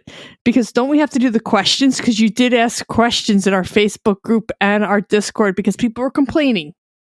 Oh, I was totally getting that. I was totally just setting the stage for the questions. Oh, okay. My bad. Then you can continue. I just want to make sure. You're good. That's the backup is your friend. Hey, you know what? Sometimes I do go early when it comes to introducing topics. Sometimes I do get ahead of myself. Joe, I don't know why you made that face. I don't appreciate it. But hey, so yes, but what we're here to do is we're here to talk about nostalgic PS3 games. We're here to talk about, games that we may or may not enjoy from that time and that place. Kalai, you said that you didn't own a PS3, but you did own an Xbox 360, and you have played a lot of games that were available on both platforms. So what we're going to do is we're going to skip the backlog beatdown. We're going to skip the leaderboards, all that stuff. I'll put that stuff in post. We'll put in our update from Gaz. We are going to do the community questions, and then we're going to slide into the twat, this week's official topic. Oh, yeah, TWOT. Okay. Yes. That was a different twat. So the other day, it can be whatever twat you want it to be. This week's official topic. Okay. So the other day I was messaging Will, and I said, "Yeah, well, the twat for this week will be whatever." And he's like, "What is a twat again?" I was like, "This week's official topic." I mean, what do you mean? Everybody knows that. Just kidding. But yes. Okay. So we do have some community questions. As a matter of fact, we have community questions that we've been kind of sitting on for a little while. So I'm going to back it all the way up to a question we missed from a couple weeks ago. Our good friend CJ, former co-host of the Loot Bros podcast. He writes in all the way from Australia and says, I got a question for the panel. Today I was at work meeting with a client that I have been working with closely for a few months who is providing about 1/3 of my current business with significant growth potential. Anyway, their rep is a lovely lady and we are of similar age and get on well. We were going through numbers and I let fly the phrase, in quotes, these suppliers think I'm a right CUN ... I stopped just before the T, but it was pretty obvious where the phrase was going. I sort of laughed it off a bit. And my question for the panel is, have you ever dropped the C-bomb to a client, employer, or business prospect of the female persuasion? And how did you back away from it after? I just did this the other day at work, actually, to a new colleague that I work with. And I only did it because she is... she bats for the other team, I guess, I would say. Oh. So, like, it wasn't as offensive to her as it was to most people. But she was like, listen. She's like, as long as you're not saying that word to me, I don't care. But I don't like it. I don't like it thrown towards me. But if the shoe fits, that bitch can wear it. Damn. I don't use that word. I mean, it's a common word in Australia. And I'm not British either, so... Yeah, because I mess with Fink and he's got another guy in our circle who also uses the word. They use it freely, you know. And but no, it's just not something. It's not a word I use. I throw the word dickhead around a lot, and you know, dickhead to me, it's just dude. Yeah. It could Brother, be it could friend, be could be a compadre. negative dickhead. It could be a positive dickhead. And I manage a sales team where I work, and I throw that word around a lot. And usually, new people are just like, "What the fuck is he talking about?" Everybody knows me. They're like, "Oh, yeah, dickhead. Yeah, I'm a dickhead. You're a dickhead. We're all dickheads." It's kind of like on Good Burger, you know. I'm a dude. You're a dude. She's a dude. We're all dudes. Yeah, we're all dickheads. Hey. Yeah, exactly. I'm a dickhead. You're a dickhead. We're all dickheads. And right. but no, never use that word. It's really offensive to American women, I guess. But I don't know that I've ever really used to in Australia. I don't know that I've ever actually said that word before. I think I like to use the word in the context of catch you next Tuesday. I never like to necessarily say it the other way. I always just like to say, well, thank you so much, and I'll catch you next Tuesday. Hey, kind of like this week's official topic. I like it. Kalai, have you ever accidentally dropped the C-bomb on a coworker? No, definitely or intentionally not. dropped the C-bomb? Possibly my friend and I talked about somebody, but no. Yeah, I don't think I've ever actually said the word. I don't. I mean, I say a lot of curse words, but that's one of the words I just don't use. I say I don't say a lot of curse words. I abbreviate a lot of cuss words. I abbreviate a lot. So, but even then, I don't even abbreviate that word. I'll try it out tonight with the wife. See what happens. Hey there! What's for dinner? Hey, see you next Tuesday. That's so funny. Yep. Sorry, CJ. Hate to disappoint, but C-bomb, not this time. All right. So Diego writes in and says, "Can I get a toast for the Wii U 3DS shops closing? Gone, but never forgotten. I actually will toast in celebration that those trash systems no longer have online capability." How dare you, Darrell? How dare you? Now people can't play Pocket Jockey. Long live the Vita. Well, we got Pocket Jockeys all over the place. Well, you're missing the great debate that was happening on Discord, Joe. You really need to get into Discord because there was a whole person that said, "I can't believe one person has the Wii U," and I was like, "Well, I bought it. I must be the second person." And he was very confused that like 6 people actually bought the Wii U. I also have the Wii U. Yeah. I've sold 2 of them, so if not for the Wii U, there would be no Nintendo Switch. Well, I hope that you're putting a no return policy on them. Yeah. I feel like the only reason the Switch exists is because when I went to take a shit, the Wii U stopped working. Yep. So that's why there needed to be a Switch, because I needed to be able to take my Nintendo console further than 4 feet away from the actual system and still operate. So maybe Miyamoto was like, damn, I really need to take a shit right now, but this Wii U's not working. You need to fix this, guys. Like, with them shutting that down, my hopes, and I think everybody is a big Nintendo fan's hopes, if they finally released a Wind Waker HD and a Twilight Princess HD together on one cartridge, and that would be so awesome. More like individual ones for $60 each, or in the cloud where they don't work. Yep. Like, it's Nintendo. Like, I'll believe that shit when my shit turns purple and tastes like rainbow it tastes like rainbow sherbet. It's not happening. It's not. Shout out to the Mario movie coming out next week. By the way, it's going to be awesome. I'm excited. Everybody go see it. No. Yeah, I'm excited. I'm very excited. I am praying for its failure. But I pray for nothing. Praying for his failure. I pray for. I don't understand Nintendo. Again, it's just like a WND, as Kind of Funny likes to call them, weird Nintendo decisions. Because they just make stupid decisions. Like, why close down your shop? And you're not going to do anything with all those games. You're never going to release the servers. They're going to retake those servers and do something else with those servers. They're not necessarily closing down the shop. They're going to take the servers that they currently have. Remember, when Sony was hacked for those 3 months, because we're going to go back to Sony, they actually fixed their servers because Microsoft was killing them. Microsoft had like legit servers that was so much better. Microsoft was doing such an amazing job. And they said, guys, while we're down, let's get our servers right. We can start the whole PlayStation Plus bull crap, and then our servers will get better. And once they came back, their servers were better. And this is when people started migrating over to Sony. But it took that accident to happen because they were getting killed by Xbox. I don't care if Sony won against the 360, the Xbox had better servers. Everybody played Call of Duty on Xbox. Oh my God, Xbox. I'm sorry, but Xbox has a stigma to it, and it's guys named Kyle fucking drinking Monster Energy drinks and punching holes in fucking drywall.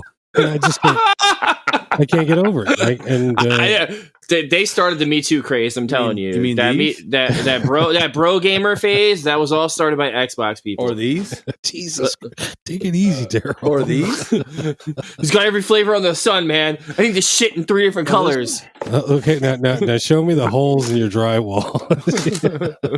No joke. There's a 4.5 foot green by tea 8 with foot honey hole with in my lemon. ceiling right now. So that's my drink of choice. Is green tea, honey, and lemon. No sugar, just honey and lemon.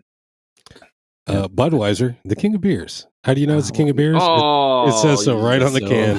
You drink that piss? Damn, I'm sorry. Fun fact, when I got back from Germany, the original Budweiser was in Germany. When I got back from Germany as a teenager, I was 19 years old. Someone handed me a Budweiser. I drunk it. And then I poured it on the ground. I said, I'm not drinking this Panther piss. And since then, I probably drink I'd say maybe 10 beers. And I'm very old now. And I was 19 at the time. But once I left Germany, I stopped drinking. I'm going to say I stopped drinking, but I don't imbibe in it the way I did when I lived in Germany when I was like a teenager from the age of 13 all the way up to like 19. It was super awesome. The beer was so good. The music. Techno was awesome. Shout out to anybody that loves techno music. I love techno music. I hear it's the worst. Well, I don't. Got him. I don't know about all that, but the bratwurst was amazing. The bloodwurst was pretty good. I was there when the wall came down, which was super awesome. I got to go to if anybody ever saw the original Mission Impossible, the hotel that's in Prague, which is ungodly expensive now. I got to stay in there for only $100 for a whole week because this is back, when capitalism. There's a lady. There's no lie, man. Back in that time when the wall came down, there was a lady in the toilets, in the toilet stalls, and you'd pay per square of toilet paper. So I gave her a whole American dollar because that was a lot of money back then, and just took the roll, and she smiled at me and was like I gave her like $1 million. Like that American dollars was like because $1 zillion or something. She was so happy, but I was just so glad to just have that toilet paper because I don't think I could have wiped my ass, pardon my language, with 1 square of toilet paper. I need your finger through like it. This and keep going until I feel comfortable. You put your finger through it. You Q-tip that shit. Twirl around and then you use the square to. That's the first time Thomas bought DLC. Yes. Tom, do you have a David Hasselhoff tattoo?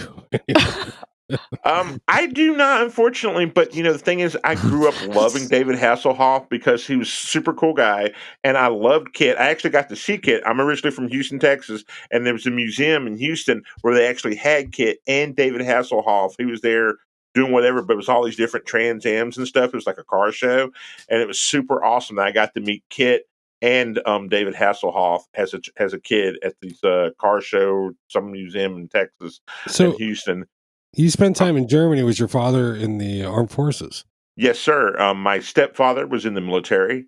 He's actually retired military and still works for the military.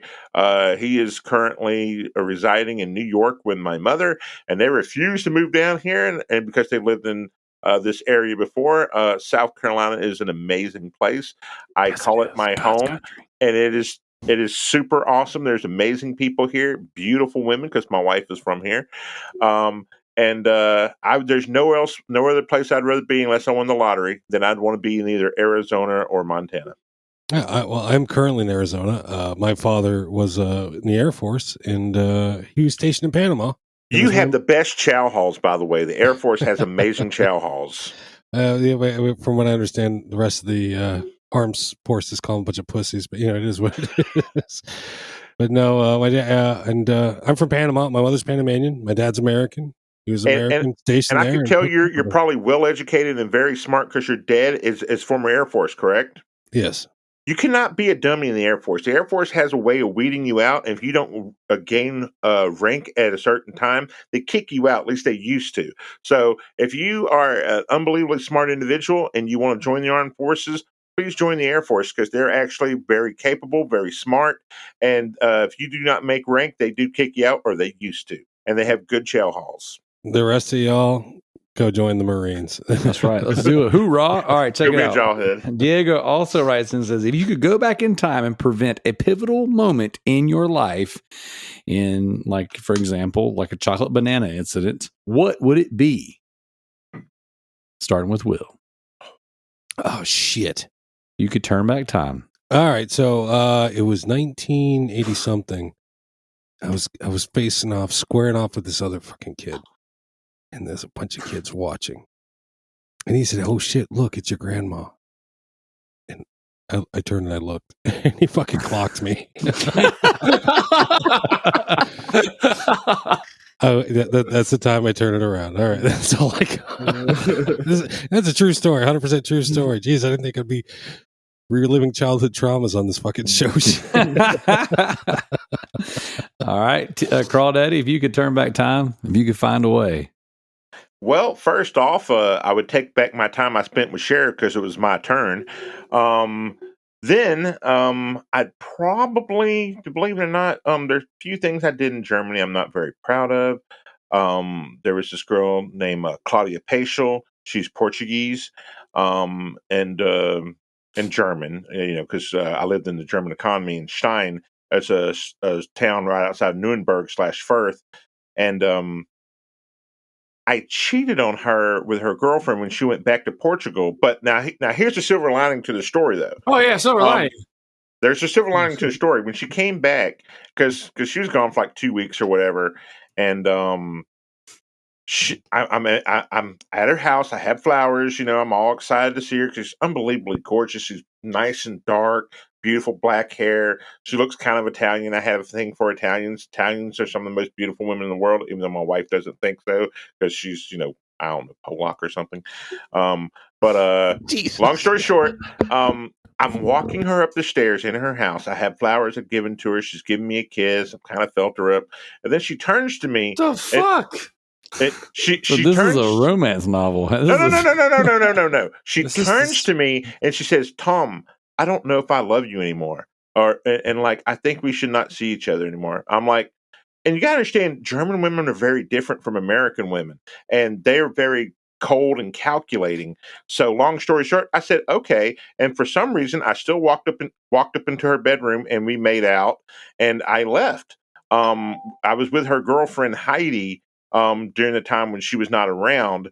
But she also believed that Michael Jackson was white because she never knew about the Jackson 5 or any of the other things, because that's when Michael That's Jackson why you released cheated on her, Bad. because she didn't believe Michael Jackson was really brown. No, I cheated on her because I just didn't trust her, man. Like, you have to understand, like, dealing with tens are you like. I thought you were going to turn around and be like, and this is how I got my first PlayStation. No. There were no PlayStations back then. Because I fucking stole it. I actually stole a Sega Mega Drive from a mall in Germany. And kid you not, I walked in there straight up with my homeboy Martin Livingston. He was another American. Names. Dang, he's freaking snitching. We basically dared each other. So he grabbed a couple of Mega Drive games for Sega, the Sega Mega Drive, aka the Genesis, but it's the European version. And I just grabbed the system, and he said, they're going to get us, right? They're going to try to chase us, and we're going to have to make it to the U-Bahn, which is the subway. And I was like, no, dude, walk out with confidence, like you own it. No one will say nothing to you. I grabbed it, walked out with confidence. No one said a damn thing to me. And it's like, and we got on the U-Bahn and just went away. But the thing with Claudia Paschal, I regret that, because the fact was that she was a 10, and I always considered myself like a 7 or 8. Like, now I'm a 5. I'm willing to accept the 5 because I'm fat and bald and I don't have my original beautiful Comanche Indian nose anymore, because I'm Comanche Indian and Irish, and I no longer have that nose. I was in a car wreck and they put me back together wrong. So this is not the correct nose. I would like to have my beautiful Indian nose back, but I digress. I always considered myself like a 7 or 8, but she was a hard 10, man. And I always have a problem dealing with 10s. I was lucky enough to marry an 8. I outkicked my coverage, but I always was scared of dealing with 10s. They've always scared me because they're high maintenance. You have to worry about them. You're always thinking someone's trying to get them. And I regret that, because that was very foolish of me as a young man, because I was only like 16, maybe 15 at the time. And you're just stupid. All you do is you work out every day. You go run track and field. You play, basketball. You're free safety for your football team. So that's all you did was work out and, try to get chicks. I just Thomas's motto was cheat unto others before they cheat unto you. Tom, well, for that one, yes. Tom, I bagged the 10, and you know how I did it? I just walked out with confidence, baby. Don't say a word. Yeah, but you have to worry about the 10s because they're so damn good looking, and you have to worry about other people wanting them and speaking them. Look, dude, when you're 7 or 8, you don't have to worry about that. No, I've always been at least a 4. Like, on a good day, a 4. I bagged a 10. You know how I kept her? I freaking just kept getting her pregnant. She's like, you can't go anywhere now. 21 years later, she starts acting up. I'm like, hey, I'll put a baby in you. What's up? Kalai.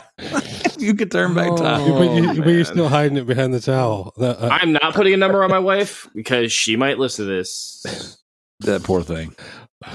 Give her a 10, you dumbass. He said, no, I'm not giving her a 10.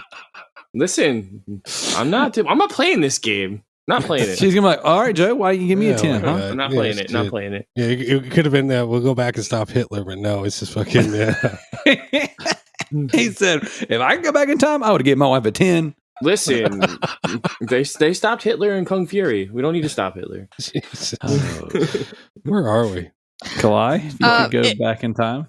If I can go back in time, I would probably buy Bitcoin at the beginning. Why? It's like that stuff's all suffering now. Yeah, but you could have sold that. It's at 23,000 currently, and mine's going up a little bit more. Was up at 27. But yeah, no, funny story. My husband's company, years ago they had a Secret Santa, and they had like a $20 limit. Somebody gave somebody 1 Bitcoin for $20.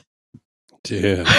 It's at 28,146.99 currently, and Cardano unfortunately keeps going down. This is not financial advice, but take your money out of Cardano. I know, and you know what? I had bought Bitcoin when it was high, and it went low, and it got to 25, and I sold it, and now I'm kicking myself. I'm like, God damn it! So no, I saw an ad. It was for a video game contest. First place, 30 Bitcoin. Second place, 15 Bitcoin. And last place, 5 Bitcoin. And that was, oh man, can you imagine now? Exactly. I had a dude try and sell me a Vita with games the other day and said that I could pay him in Bitcoin. I'm like, get here with that trash. I need cash. All right. So you'd go back and you would buy Bitcoin. Joe, you could go back in time. I don't know. There's so many things you can do. Like you can fix like world hunger. You can. I can make it so, you know, I can make it so like Linkin Park never put out shitty albums. Just stopped after the first two. Can't do that either. That would be very nice. Look, I'm one step closer to the edge. I'm about to break. I can make it so Nickelback never existed. Maybe I'll do that one. Don't you dare. Maybe I'll do that one. Maybe I'll do that one. Look at this photograph. Avril Lavigne would not have gotten married and divorced if it wasn't for that. I would have never let Creed break up.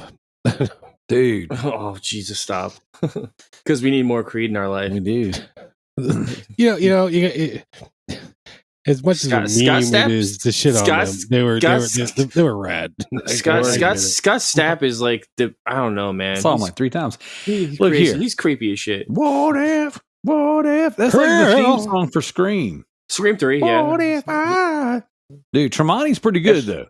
It's like he's ripping off Stone Temple Pilots and Pearl Jam together and just puts them together the most generic sound ever. You ever go and do karaoke and you have people do that and it's just the like most worst as crap because it sounds like someone's being choking a fucking dead cat. I'm thinking.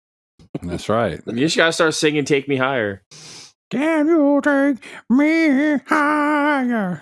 That's like one of the best riffs ever, dude. I don't know what there's so many things you could do if you could go back in time. I would literally go back and slap James Cameron in the face for trying to make Avatar, like and making people waste their time and money on that garbage. Like, just stop. Hey, the new game looks good. That's going to come out from Ubisoft, though. Yeah, but you know people are gonna Avatar hate it, and they're not gonna buy it just because it has the word Avatar on it. That shit's gonna get review bombed. I'm gonna do it.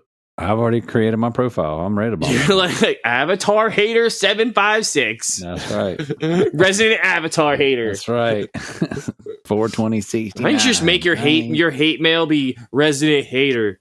That's right. Let's do it. Let's go. I'll start right now.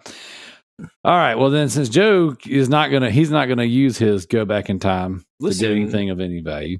It's tough. Like, what would you do? Like, I would go back in time and I would stop Walter Hamada from effing with the Snyderverse. He's gonna hit the cancel button. I'd say stop it. You don't have to put out Justice League in 2016 or 2017. You just give Zack Snyder some time to grieve. All right, and then when he comes back, he's gonna make the baddest freaking movie you've ever seen. We would not be in this turmoil. Well, you know what we wouldn't have? We wouldn't have. Now, I will say this. The silver lining to the Snyderverse going away was that Ben Affleck was able to go through, get the proper treatment, and then he rekindled his flame with Jennifer Lopez. I can't fault him for that. Okay? And that Keanu Reeves may come back and do Constantine again. No, that's already official. That's official. Oh, it's official now. Oh, yeah, it is official. That's beneficial. What? Nice. Yeah, that's beneficial. But that was going to happen either way. That's beneficial. Right? Keanu and Affleck, dude, those two on screen together. Could you imagine Batfleck and freaking Keanu Reeves, Johnny Constantine? Batfleck's dead. Justice League Dark. Batfleck is dead. Is this real? Batfleck or Battinson has ruined all chances of Batfleck existing now. No. Wait. Hold on. Is Ben Affleck coming back as Batman? So he's back as Batman in the Flash. Yeah, I know that. And so fucking that piece of shit Michael Keaton, but that's another story. Anyway, you know what? Beggars can't be choosers. We get a little bit more Batfleck. Here's the thing. So he just said in a recent interview that he would really be interested in doing more. But the reboot with James Gunn, he's like, no, I'm out. And then James Gunn was like, oh, I'm in talks with Ben Affleck to direct a movie. And then Ben Affleck went to like Variety or something. He's like, no, man, I would never direct a movie with this new reboot. Hey, it's got to be dark and grimy and Snyder, or it's nothing. And so then all of a sudden, SnyderCon gets announced. 3 days, baby, in April, 28th, 29th, 30th. So does he are you going to it? You got your tickets? Dude, they sold out in 4 minutes. I heard about that, but I have no clue what the hell what that's all about. So Zack Snyder he posted a video, all right, and it said "Full Circle" from our Lord Darkseid, and it was, here we go. The internet blew up, and then so the 28th, 29th, and 30th of April, there is going to be what they call SnyderCon. Okay, it's completely sold out, and he's going to be showing these masterpiece films in the IMAX. I'm hoping that they're going to be in IMAX around the entire United States so that we can go see Zack Snyder's Justice League in theaters, and it will outsell Shazam, and it'll outsell Black Adam. From there, the hope is that we are getting whatever the future of the Snyderverse is, but we won't know until Snyder. So we're getting more Snyderverse because that nightmare ending. Oh my god, it's got to happen, dude. Can you imagine the Nightmareverse? That was supposed to be a 5-film arc.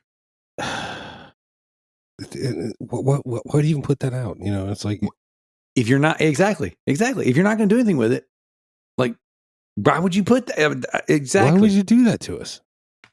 That was the biggest tease I've ever had in my life. I just don't even know. I don't know what to do with that. Yeah, it was the best thing. It cured my COVID. And I dated Cheryl Finkelstein in the 5th grade. And yeah, the bigger tease than that. Cheryl Finkelstein? Nobody? Anybody? Anyway. So yes, that's what I would do. I'd go back in time and I would stop Walter Hamada from effing with the Snyderverse. All right? The Fink. The Fink. That's right. The Fink, yeah. 2 in the Stink, right. 1 in the Fink. Okay. Oh, no. That's the episode. That's the name of the episode. Cheryl Finkelstein never existed. If anybody's wondering, or Cheryl Finkelstein is listening, no. She's listening. She's like, wait a second. You didn't touch my stink. There's no such person. All right. Next question. In regards to the PS2 games from last week, I cannot believe no one brought up the true crime streets of LA and New York. It truly broke my heart. Did you guys ever play the true crime games on PS2? I did. I didn't touch them. It was, I don't know. It was just a jittery GTA to me. Okay. I don't know. I wasn't a fan. Well, the first one was based off the books that were very well written, if I am correct. The second one was more of a like jaggedy. There was just the one in New York where it's just kind of like, it was more like a money grab. I believe it's the Activision title that they could bring back under Xbox flag, and they would have their own version. Stop. They're not bringing anything back.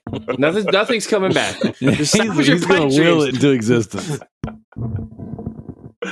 But I have very good feelings about the first one, because the first one you can actually be a good cop, and there was stuff going on where, I mean, seriously, if you were just like trying to do the mission, there'd be stuff going on like, hey, over the APB, and you can go and help people and do all this other stuff. And that's where Saints Row 2 had it right, where it had all these different things where you could actually be a good cop or be a trash man or whatever. And then Saints Row 3 just went crazy.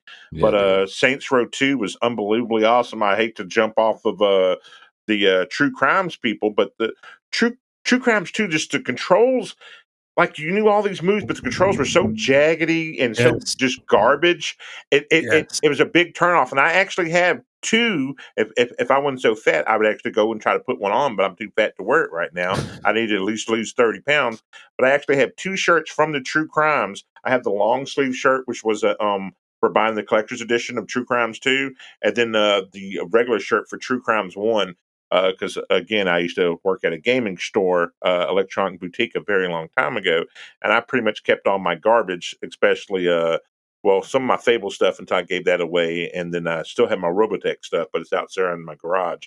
Because Super Dimension Fortress Macross is one of the greatest animes ever, or for the Americans, it is known as Robotech. Jank is the proper term for that series. It's got jank in the tank. That's right. That it does. So yeah, I didn't play in the Streets of LA or Streets of New York games. I think I might have owned them at one point in time. Sure, I'm sure I sold them. Isn't that like the precursor? Like, didn't they base those games off that one game that we all like on PS4 that I cannot remember the name of, that we all talk about like so highly? Why can I not remember? Yes, That is the basis for Sleeping Dogs, if I'm not mistaken. Like, they took what they did that game and they built on it. I believe some of the people that worked on that title worked on Sleeping Dogs. I bet we could find out if we looked up on Moby Games. I bet you probably could. Bet we could. So, all right, next up, we have also from Diego. We also need more Dan and Zeke on the Loot Bros panel more often. Genuinely amazing episode. Thank you so much for that. That was a very fun episode. So I think we're going to rival it this week, though. This has been a good one so far. Ender writes in, says, okay, we get it. Nobody likes Bella Ramsey's face. Yeah, that's funny. I So, who would you put in The Last of Us cast as Ellie? And you can't say Ashley Johnson because she's too old. Nonsense, Ender. She's not too old. She is prime. Listen, I don't need growing pains up in the show. Like, I would nobody gets literally that joke? cast anybody. Who was that girl? Who was that girl that turned into a guy on the Umbrella Academy? That would be Elliot Page. That's the one. Yeah, She sued them. She sued Umbrella Academy? No, she sued The Last of Us people because the Ellie looks just like her. She sued them. That is correct. I know. Because it was pretty much the original artist basically made it look just like her. And, person, because she no longer. I'm not going to dead name anybody. Well, shit, I would have picked Ellen Page, but I guess it's wrong, and I can't do that. So, Ellen's Elliot now, so joke's on you. You can't do it. Yeah, which is crazy because Bella Ramsey's doing the same thing. Wait, what? I don't know. I don't know who Bella Ramsey is. I thought Bella Ramsey was changing too. I thought she was. I think she's polyramous or whatever. She how everybody has their pronoun thingamajigger. I don't know. Either way. All right, we're stepping away from that. So before this fucking show gets canceled, I would say Ashley Johnson would be my pick. I know you said don't pick that one, so I will pick a backup. Listen, and say Ashley Johnson. You know where Ashley Johnson's from, right? Russia. No, like she's the little girl from Growing Pains. Brooke Shields, 1982. All right, moving on. I would say Catherine Zeta-Jones. Topanga. There we go. Topanga. Danielle Fishel can be just because I can stare at her and she still looks good in her 40s. Next question. You got the questions. You tell us. What's her face from Friends that never ages? Honestly, what's her face was really good as the girl from Left Behind. Jennifer Aniston, yes. She doesn't age. What was the one that she's Italian, beautiful. What the hell was Ellie's love interest in Left Behind? What was her name again? Dina. She was really well cast. Oh, you mean the girl in the Left Behind? In the episode, she was well. They really casted that well. She was very good. I don't remember her name. I don't know her actual name, but yeah. So, all right, next question, Ender. No, we got that one. No, this next one actually comes from Jared. He writes us. Dr. Deuce is back in the house. Let me see if I can find it. I don't know how to work my book face. I clicked out of it. This is riveting audio. Here we go. I'm bringing it back up. I'm clicking the buttons. Okay. You guys just bear with me. Just taking it back, guys. All right, here we go. I wonder if we should. Well, let's just go with it. Jared writes in. He says the trial is over. It's really a shame. Honestly, I think no one should get any blame. It turns out Johnny got the win, but what happened to Amber was really a sin. She decided to start over because of her pain. That is why she decided to move to Spain. She has a nice place. Her neighbors know her face. It was said she pooed on Johnny's sheets. Now they say she dropped one in her new street. Let's be honest, these rumors are vicious. Obviously, this means they must be fictitious. Hashtag, what if the woman on camera that looked like Amber that left the turd across the street from where she lives in Spain was not from Herd? That's the longest hashtag ever. I really need these compiled in a children's book style with artwork. Like, I want children's book artwork and these lovely, lovely poems. Or They really are good. They are amazing. They are good. I would say if we should get Patrick Hickey Jr. on the horn, let's get Dr. Deuce signed up under Legacy to put this out in book form. I agree. The world needs more Dr. Deuce. That's right. His poetry is beautiful. So I'm a bit of a poet myself, Dr. Deuce. I actually prepared a poem for you. Here I sit, broken-hearted, tried to poop and only farted. Went back to class and took a chance. Tried to fart and poop my pants. Oh, man. Hashtag what if the turd was not from herd? You know, I've seen that written on so many bathroom stalls. Like, it's so funny because my son, he's been doing some kind of poetry project. So what I've been doing is I've been texting our family group chat like potty poems. So here I sit, sane as ever. Took a dump, pulled the lever. The toilet clogged, the water flowed. Look out, world, it's a mother load.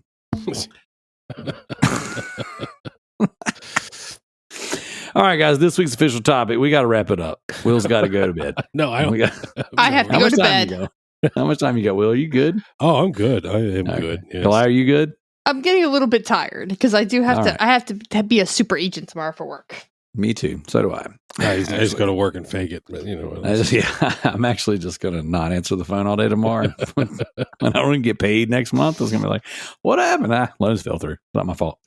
All right, here we go. So this week's official topic, we are here to talk about nostalgic PS3 games. Now, I said pick 5. You know, Will said he picked 9. I got about 11. So I don't really care how many times we go around the horn, but what I want to do is I want to start with Will. We'll go then Crawdaddy, Kalai, then Joe, then myself. And similar to how we talked about games that we were nostalgic for and that we really enjoyed on the console last week for the PS2, being that you are a PlayStation collector, you run the PlayStation Collectors podcast, and you have a little experience in the field. We'll start with you, Will. What is something you want to bring to the table to show off? All right. Well, the first game I got on, this isn't a visual medium, but I'm going to talk through it. This is Pain, Pain, Pain. Nice. This game does comedy correctly. It's really hard to nail comedy in video games, I think, but this one does it right. You take a character, you launch him via a slingshot at a landscape, whether it be a carnival, a cityscape, a water park, a military base. You just bounce them off of this, that, and the other, and the more you bounce, and the more you can, scoot your guy around, the more points you get. And this game had the DLC had a lot of D-list celebrities. So you had George Takei was the celebrity, Andy Dick, Elvira. They're also, you could download them and you could just take them and launch them into this imaginary landscape and just try and score points. It was my first foray into online gaming, and I swear by it. It's a great game. So, That's Pain, awesome. you can still play it, but unfortunately you can't get online with it. But there's that. Another goodie for me, Worms Collection. The Worms series has been around. Great. Yeah, this thing has been around forever. What's on this? This one has Worms Armageddon, Worms Ultimate Mayhem, and I can't see, it's something in French, but Worms, the original Battle Royale game.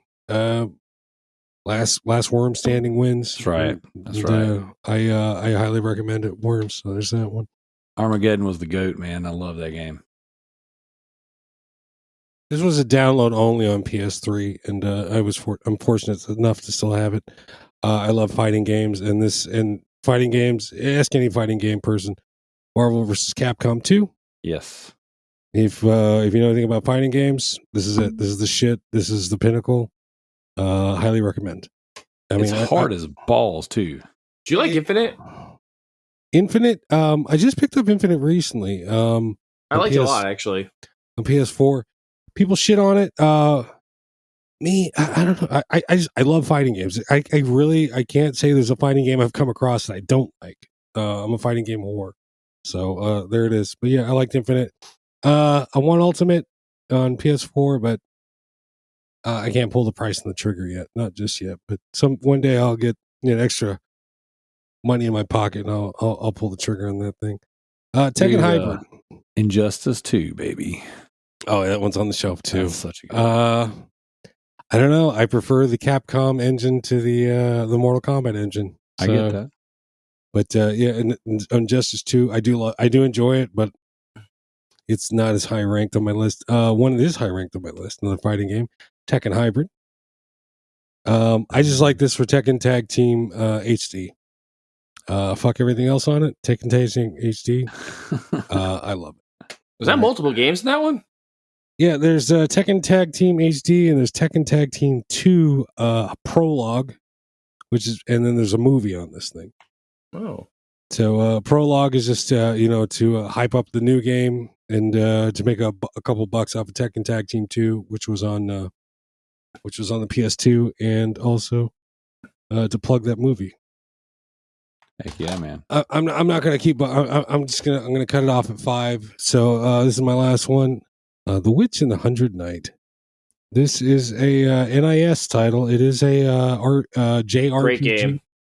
I just love it because it's pretty. I really I played about an hour of it, and it's just pretty. I just keep going. Great. I just like pretty games, and I feel this one's ignored. It's not talked about enough, and I highly recommend it. The Witch and the 100 Knight, and they also have a Witch and the 100 Knight 2, which I haven't played because I wanted to play it, but I bought it sealed. So I was like, no, it's staying sealed. The collector in me won't let me open it. But yeah, they're both on premium. Oh, really? Mm-hmm. Is that the first? Is that the second or third tier? Premium's the third tier. And whatever one grants you PS4 games. I might only be on the second tier. So the premium's the third tier, and that would be if it's a PS3. That's where you're going to find it because you have to they were all remade recently for PS4. So I mean, I got the Witch and the 100 Knight on PS4. I got the Witch and the 100 Knight 2 on PS4. Unfortunately, my Witch and 100 Knight 2 it's sealed. And yeah, they're both on the service. You can play them both. And I'm that guy. I won't open it. I just won't open it. I wouldn't open an NIS game if I had sealed either. Yeah. Games are meant to be played. Well, yeah, and they're also meant to be fucking cherished and held in plastic tombs forever. But that's how I feel about it. Put them on your shelf. I mean, if you're holding it in a tomb for yourself and not like for monetary gain, I respect that because you actually care about the game on your shelf. Oh no, I plan to sell it one day and retire off of it.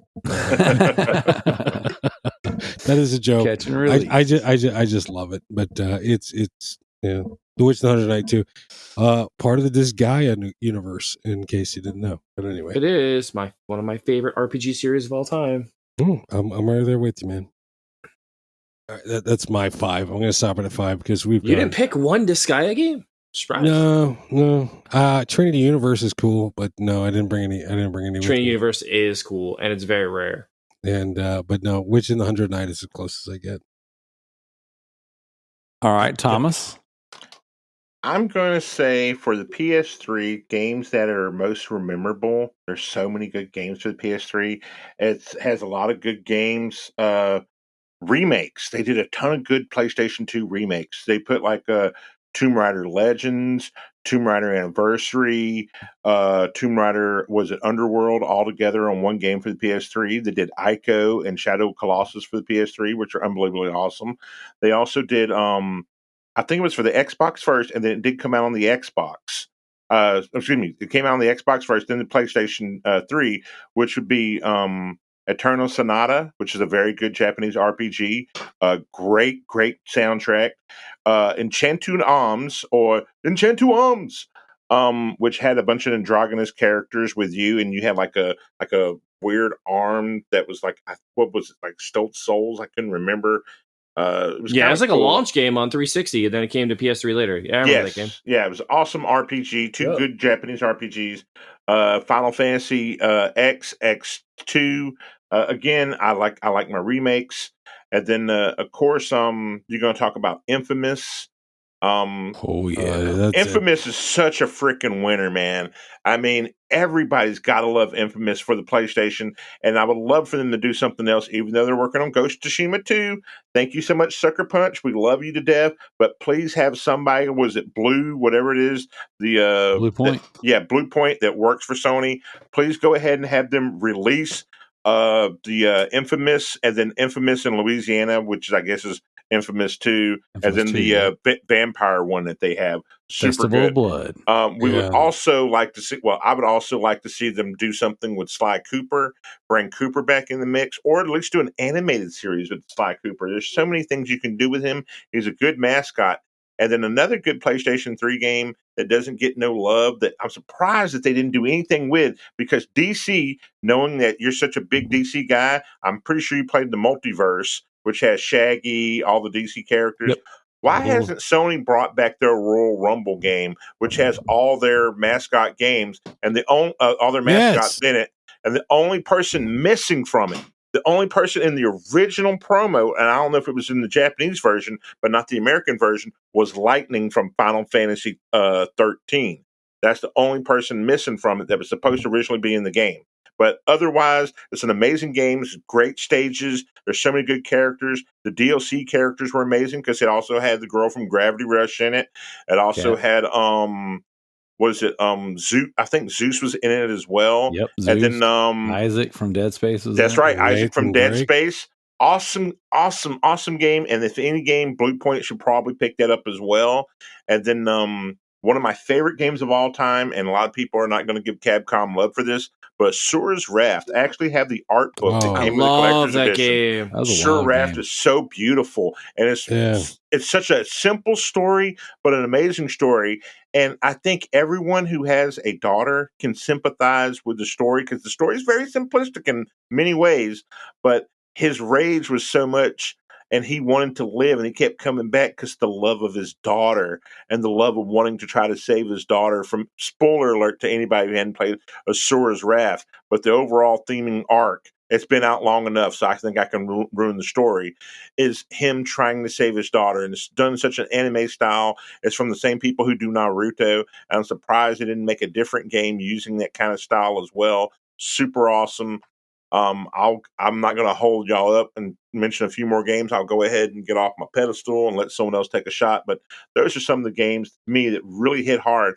Oh, and the one more last one, the Ninja Gaiden that wasn't the normal Ninja Gaiden. Basically, the robot, where he had the robot hand. Gaiden Robo. Come on, man, you're stealing my games now. Just stop. Robo. Yeah. Ninja Gaiden Yaiba? Yeah, Ninja Gaiden Yaiba. Super awesome game. Was a zombie?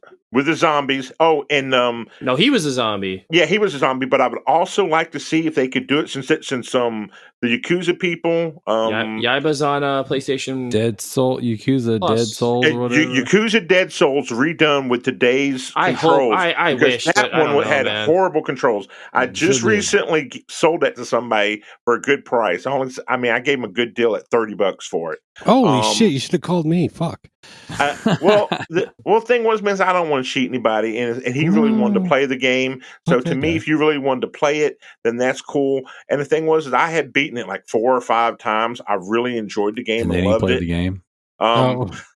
I want to keep it on myself. I'm less than. Fuck but Yakuza Dead Souls was so good, and I hope they do Like a Dragon Yakuza Dead Souls, or Like a Dragon Dead Souls, since they did it for Yakuza Ishin. So I'm hoping for that, and that's kind of the reason why I got rid of it, because the controls were so bad and wonky. But I really did love that series. So let me go ahead and let someone else take the mic, and hopefully people will like my choices. Hold on, let me slip in here. Do you think a proper PlayStation All-Stars would be a Smash Bros. Killer? Absolutely. If it was done correctly, because now they have All-Stars. No. It has finishers. No one cares. Plus, it also has a better online, and that's the one thing Nintendo's always suffered from. Well, I know that, but Nintendo's always suffered from that, from the online. And then if you can cultivate the community to actually do better, and their net code was actually decent, even for a PS3 game, their net code was good. And that's the problem that a lot of people suffer from. That's the problem that Mortal Kombat and the DC one, the DC fighting game, Injustice suffer from is their net code is garbage. Everyone should net code is glorious. Everyone should basically speak to Capcom about their net code for Street Fighter 4 or Street Fighter 4 Ultra or even Street Fighter 5. Net code's amazing. I hardly had any lag, if any at all, lag. So please talk to Capcom about their net code and see if you can license it out. Good net code. That's right. All right, Kalai, you're up. All right, so my first game is Fallout 3. Okay. I actually bought the 360 to play that. My husband's like, "You're never gonna play it." I beat the game. I really liked it. I'm going to also have to go with Assassin's Creed, the Ezio trilogy, because it's the first time I ever played Assassin's Creed, and the first one wasn't as good, but once you get past the first one for the storyline, the second and the third one are much, much better. I just recently picked up the second one on PS3, and I'm thinking I'm going to... I keep telling myself I want that platinum. That seems like, minus the feathers, that seems to be the one that everyone goes for. Far Cry 4. I played Far Cry 4. Love that game. Now, 4 wasn't on PS3, was it? It was just Far Cry 3 it was on. No, Far Cry 4 was on PS3. Ooh. I'm actually looking at TrueTrophies.com as I look it up. It's good to know. I'm going to buy it for it. Mm-hmm. The next game that I'm going to say for PlayStation 3 is, because I'm pretty sure this game came out on the PlayStation 3 and it's just been remastered enough times that I played it on a different version of the PlayStation. The Last of Us. Wasn't that on? Never heard of it. The original version? Yeah, it's PS3. Yeah. Kalai, you are correct. I'm going to buy it on there. Oh, yeah. By the way, I don't know if you guys know this, but HBO Max just did a Last of Us TV show, and they hired the actor for Shrek to play Ellie. I don't know if you guys saw that. Holy fuck, man.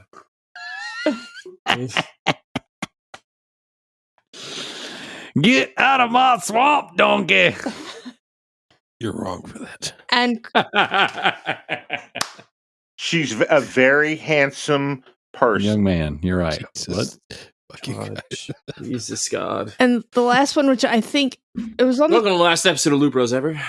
It was on the 360, so I think it was on PlayStation 3. Correct me if I'm wrong. Oblivion. Yes, it was. Yes, I really It just wasn't playable. Yeah, it didn't work. Yes, I played it on 360. Is that a Skyrim game? Scrim? Yeah. Because That's the game that started DLC, by the way. There was no DLC until that's correct. The horse armor started everything. So thank you, it on Todd Howard. Wait, have you ever played Skyrim? Skyrim? No, I just know. I recommend playing it. I recommend you go out and buy it right now. Everyone's shaking their head. No, no. It's sitting on the shelf, but no, I've never played it. Todd Howard would love you for it. And then enjoy the meme for the first 2 minutes of the game and think of all the memes that have been made from that first scene in the game. I'm good. All right, who's next? Because I gotta go to bed soon. All right, Joe. The Arkham series games are absolutely amazing. Yes. Fantastic. Three great games. I agree. Origins needs to be included. Yes. Origins is concluded because they're PS3. I'm only talking PS3 games. So I'm power to the people. I'm second. The Canadians made that one. That's right. I blame Canada. Canadians make most of the good games if you really look at it. BioShock, fantastic fucking game. If you've never played BioShock, go play BioShock. Would you kindly? I just listened to the book. Really? Yeah. I played the game, but they actually did a book that takes you up to where the first game starts, and it talks about how that's cool. How Ryan and everybody made Rapture. I only read street signs and begrudgingly. No stop signs though. He doesn't read the stop signs, guys. So watch out. I ain't trying to F around with that. So watch out. The next game is Rock Band, just because of how much time I spent playing Rock Band, and not know Rock Band 3, like OG Rock Band. Like OG Rock Band was the truth. I played Rock Band 3. We had a Rock Band party last weekend. All them DLC on Rock Band. Whew. Right. $70 dongles. Let's go. I sold 2 of them junks. What? Yeah, Rock Band's a gold mine now. It is. Oh my god. Dark Souls, great game. Gross. You're just mad because you suck. Get good. Devil May Cry 4. I get a lot of shit for that one, but I really love Devil May Cry, so I don't care. The more Devil May Cry, the better. It's like Ninja Turtles. I don't care how shitty Ninja Turtles Couldn't you just say Bayonetta? Oh yes, I love. I played it on 360 though, so I can't say it on PS3. Okay. I played the far superior version on 360 that ran With the 10 times better. 60 frames per second. Yeah, it was 10 times better. Hey, pues. It's okay because we all got fucked in the ass for the next 2 games, and no one can play them now except the on Switch. I own a Switch where it runs like dog shit. I own a Switch, but I refuse to use it. The Bayonetta runs like dog shit on the Switch. Plus, I don't know how you play Bayonetta when you have like a claw when you're holding the Switch. It doesn't really like. Button mapping on that thing is hard for like action games. It really, really is. Like it's not conducive to playing any game where you have to press more than 2 buttons at the same time. It's a toilet console. You play it when you're taking a shit. Anyway, that's right. I take lots of shits because I play a lot of Fire Emblem. Joe's wife, are you pooping again? Just a second. I'm gaming. I beat this boss. All 3 houses. Let's go. All 3. Listen, I'm only on house 2. Dragon Guard 3, obviously. Game's fucking phenomenal. Ninja Blade. Ninja Blade's a hidden gem. If you haven't played Ninja Blade, go buy Ninja Blade. Ninja Blade is sick. I love the quick time action events. Those are really They were good. so good in that game. Quick time action events are awesome. So good in that game. Is Ninja Blade a physical or digital game? Physical. I will show it to you. Let me go grab it. What? Ninja Blade is a physical game? Yes. Ninja For Blade. PS3. Yeah, it's basically a spiritual successor to Ninja Gaiden. How come I've never heard of this shit? It is dope. I don't see it on eBay. It's dope. I'm the fucking PS3 guy. I haven't heard of Ninja Blade. What the hell are you guys talking about? Are we talking about X Blades? No. Or Blades of Time? No. He's got it. That's an Xbox 360 game. Ninja Blade. Yeah, but is it on the PS3 though? Is it not on the PS3? Is it only on 360? No, it's not a 360. It's on a PS3. I'm looking. It's not on eBay. Well, hey, it's in the same generation, so I'll allow it. No, you don't get to. Fine. Disgaea 3 is amazing. Disgaea 4 is also amazing.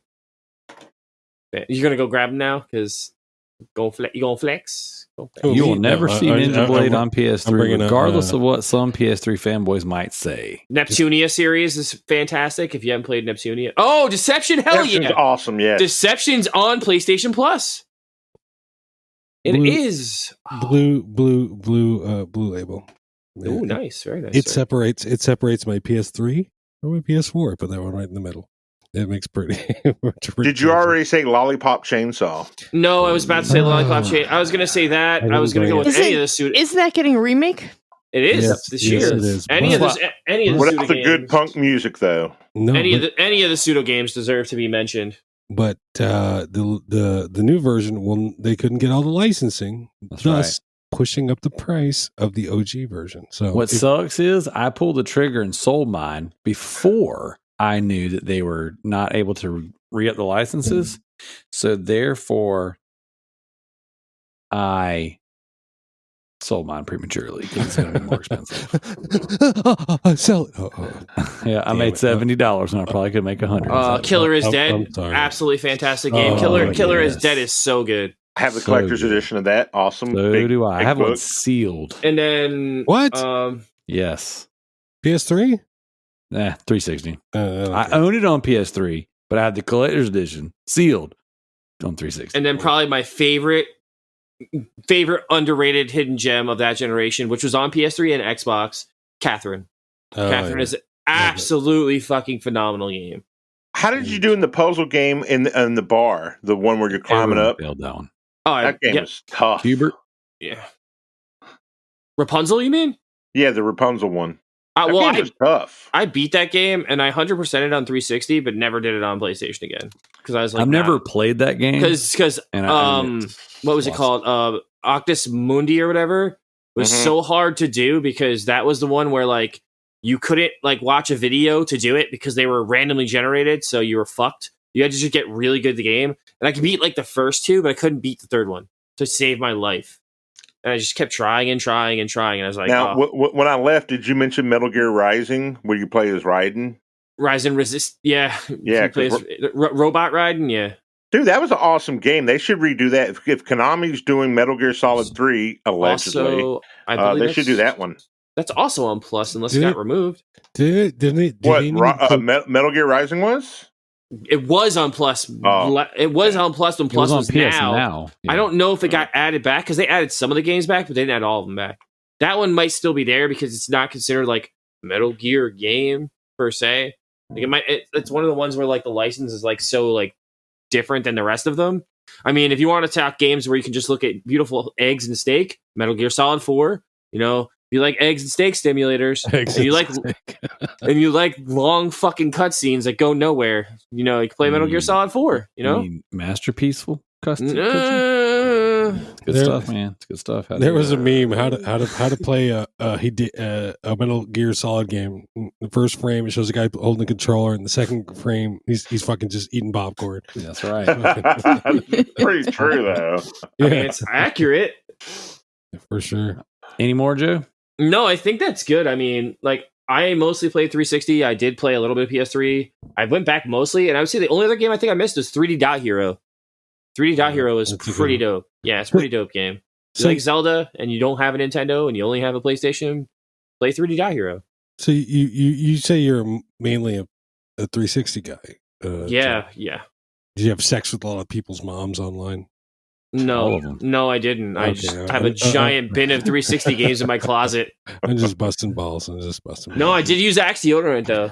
I did use Axe deodorant spray, and apparently from like 1994 to like 2000, it was okay to call everything gay, and as a term of like that's not cool. Term of endearment. Yeah. It's gay, man.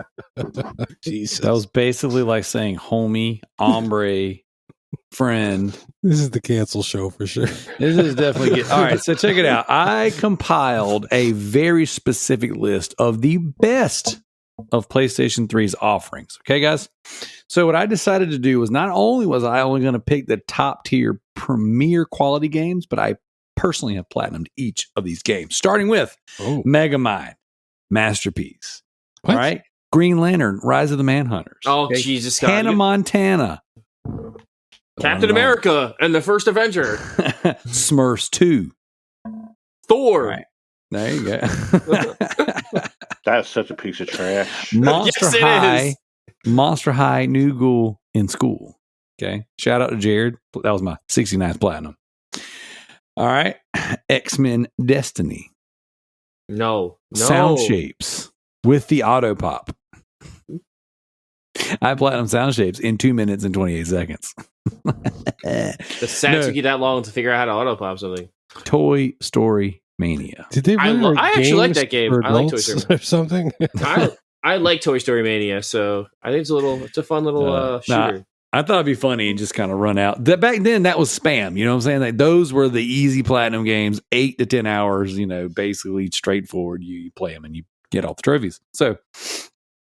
But real talk, you guys already named a handful of my favorite games on PS3, one of which being Killer is Dead. I feel like that game just does not get enough love. Lollipop Chainsaw is another good one. Shadows of the Damned. I mean, if we're talking pseudo games. Oh, yeah. Shadows of the Damned, that's another one. You got the Boner. It's a gun. Shoots bones. I mean, come on. We need pseudo to remaster all those games. Like, it has to happen. It definitely needs to happen. So check it out. Spec Ops: The Line. I always, if I have the opportunity, I always shout out Spec Ops: The Line. Great story. Absolutely amazing. Food bar difficulty is hard as nuts, but you know what? It was totally worth it to go for the platinum. Really, really, really freaking love that game. I mentioned this one just a few months back, but Splatterhouse. That is another excellent. Yes, sir. It's not a Suda game, but it really has that Suda style, that era of just 2012, 2008. You know what I'm saying? Just hardcore action, but like horror and a little bit of that dark comedy, kind of sprinkled in there.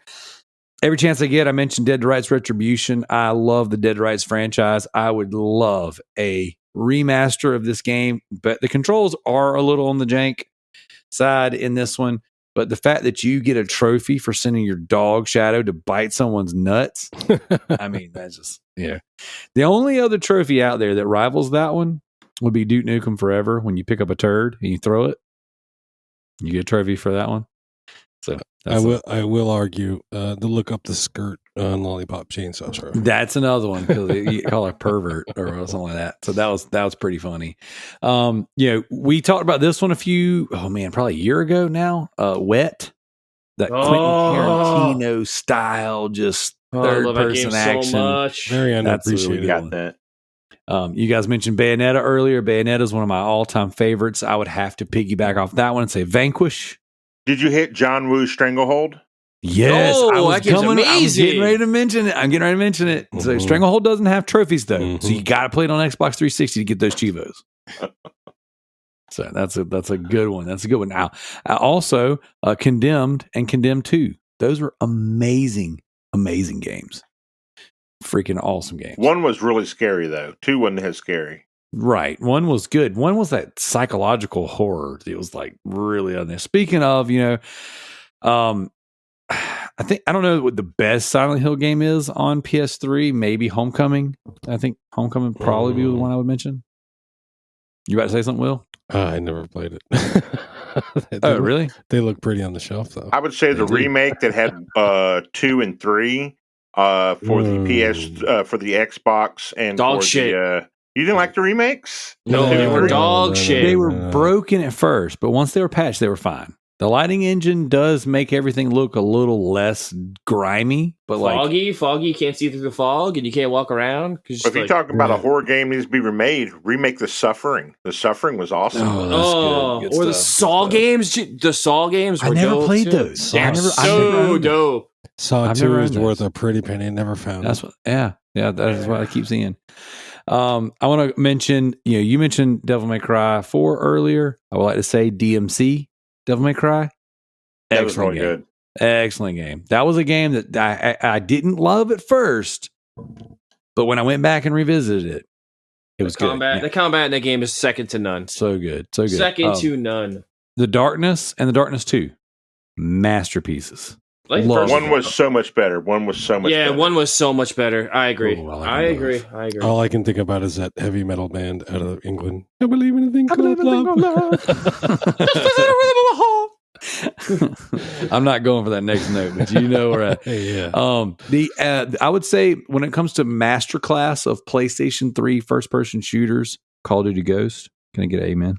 Amen. There we get it. It's like the most hated one too, Darrell. It's the most hated one because the respawn points were so bad in multiplayer. It wasn't. No one ever says the story was bad, and no one ever. No one plays it. All them fake Call of Duty fans only play the multiplayer. That's right. Only play the multiplayer. You know what? Right here, Joe. Right here. Just a little pound it. All right. And one more for the road. Just to leave you guys with a little bit of love. And I was kind of torn on which one to go with, but unfortunately, the one I would love to say wasn't on the PS3, so I got to go with the sequel, Splinter Cell Blacklist. Even though Michael Ironside was not the voice actor, the campaign was amazing, and that Spies versus Mercs mode, so freaking good. My favorite trilogy or favorite gaming of games when it comes to stealth outside of the Tin Shoe of all time. I love all the Splinter Cells. I own all the Splinter Cells on the PS3 and on the Xbox 360 and on the Xbox X Series Digital. I have all of them. And Conviction is the best. I even own the crappy one, which is Double Agent. Yes. So, I love Splinter Cell. It's one of my favorite ones. And then the story itself is really good. I don't know if Tom Clancy wrote all the stories for those, but those are super awesome. And RIP Tom Clancy. He died? Yes, sir. He's no longer with us. He died about 3 or 4 years ago, unfortunately. That's a shame. I got one more. I had it brought up on my screen, and I was like, don't forget this one. This is one that I didn't play until recently, past couple of years. And this is one of those games that just was right place, right time. Just absolute masterpiece. Max Payne 3. Oh, yeah. I love the first two. Bullet Time is this shit. It's so good. I like 2 the best. I thought 2 was so good with being betrayed and everything. 2 was awesome. Man, but there's just something about the music and then the tone of 3. I think if Max Payne 1 and 2 were both done like in an anime, or like someone did them as a Nore style anime, they'd be super awesome to watch if Netflix or HBO picked it up and then had the original voice actor from 1 do it. Because he did such a good job, man. I don't know who the guy was, but it's like the way he talked, it's like a rip off of Snake. It's like, as the devil's hand painted the cold, dark night. Oh, I love it, dude. I love it. Why aren't you doing voiceovers, Tom? Fuck. Do it. All right. So is that it? Is it bedtime?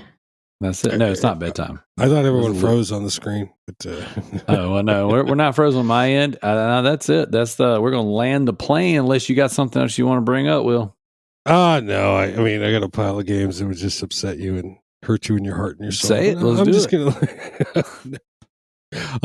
it. Again, I've been listening to your podcast, and I know you hate this, but this is if you want to play a Musu game. I love that game. It's an awesome game. I have taken off many clothes, lots of clothes, actually. I have the platinum trophy in that game. Senru Kangura Esso versus mine is custom. It's got the soundtrack in it. Oh, look at that. Does it also have the reversed cover where you can switch the covers from one side to the other? Yes, sir, it does. There you go. Let me just get that out of the way. So it's amazing. I know that. Can't imagine why. It's almost like you played the game. Yeah. A lot. Dude, those are brilliant games. Like if you took the boobies out and reskin that with Teenage Mutant Ninja Turtles, X-Men, Streets of Rage, whatever, those would be absolutely amazing. I just like the game because I'm a fucking edgelord. I'll be honest with you.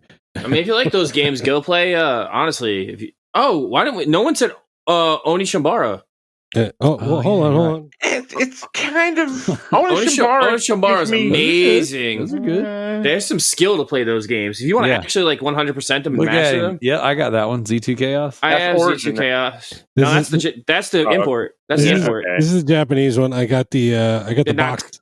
I got the box NTSC one downstairs. Do you have DOA Volleyball 3 import?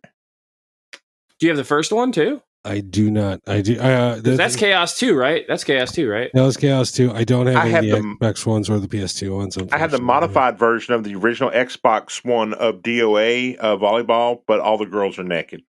Nice. Bragger. One last one, and then I'll let you guys go. This is Girls und Panzer ultimate or dream tank match. Yeah, it's a bunch of anime girls driving around in tanks and blowing each other up. And is it like Valkyrie Profile, except without the dramatic story? I've never played Valkyrie Profile, although I've had it at one point. It came in and out of my collection, but this is just a bunch of academies, and they drive tanks and they just shoot each other up. The anime is interesting, and once you get past the storyline, it's anime girls and tanks shooting each other up. They're all tanks, World War II era tanks. It's got some weird Nazi undertones, I should say. But so it's Dragon Ball Z. What the hell are you talking about? Well, think about it. They get blonde hair and blue eyes, and they become super white whenever they go Super Saiyan. That's the intro of the show. And so that's it's from Japan right there. And the thing is that remember, Japan was part of the Axis of Evil, and so maybe it was an homage of basically saying they become blonde hair and blue eyes, which is the Aryan race, is what Hitler thought, and maybe the Japanese also thought it too. I don't think it's Akira Toriyama had that in mind when he was making it, but no. The Japanese do have I don't mind so much attitude towards Nazi bullshit. It's weird, but anyway. There's a couple of games I just wanted to show you guys. Try to bomb the harbor. That's it for me. Awesome. Well, that's it for us. So this has been Loot Rose Podcast. Thank you, Will, so much for coming on. Thank you, Thomas, Crawdaddy, for coming on. Thank you, Kalai. Thank you, Joe. Appreciate you guys. Tonight was fun. Had a lot of laughs. Quite enjoyed it. If you like what you heard, go check out the Loot Bros Patreon. Go check out the PlayStation Collectors Podcast. I'll link all that stuff in the bio. Check out Resident Darrell's YouTube channel. That has been my big push as far as like just content goes. I've put a lot of work into the videos. I've been trying my hardest to get better at editing. I learned how to use my camera finally. So some of the videos coming out are going to actually if there'll be full screen, because I actually clicked the button correctly this time. I just dropped a new video today as of recording, titled $4 for $1 video games at my local flea market. Damn. So it was a lot of fun. So got some good stuff coming up. Got a video coming up soon, or I revived my backwards compatible PlayStation 3. Oh, yes. Super stoked. Super stoked. So thank you guys for being here tonight. Thank you guys for listening. Like, share, subscribe, do all the things, and we'll catch you guys on the next one. Bye. Later. All right, guys. I want to come in here with the updates for the leaderboards and the backlog beatdown. Hope you guys enjoyed this episode. This was quite a blast. We had a excellent time recording this. Shout out to Will for being an excellent guest. I'm going to start off with the backlog beatdown. I'm styling your bro, retaining his lead at 100 points. Second place, Red Beard Rig with 52. Next, we got JT. Then with 41, we got Duplex with 38. Diego with 31. Gaz Davis with 25. Let's see. We got Yield with 23. Departed with 22. Resident Darrell with 22. Sadik with 22.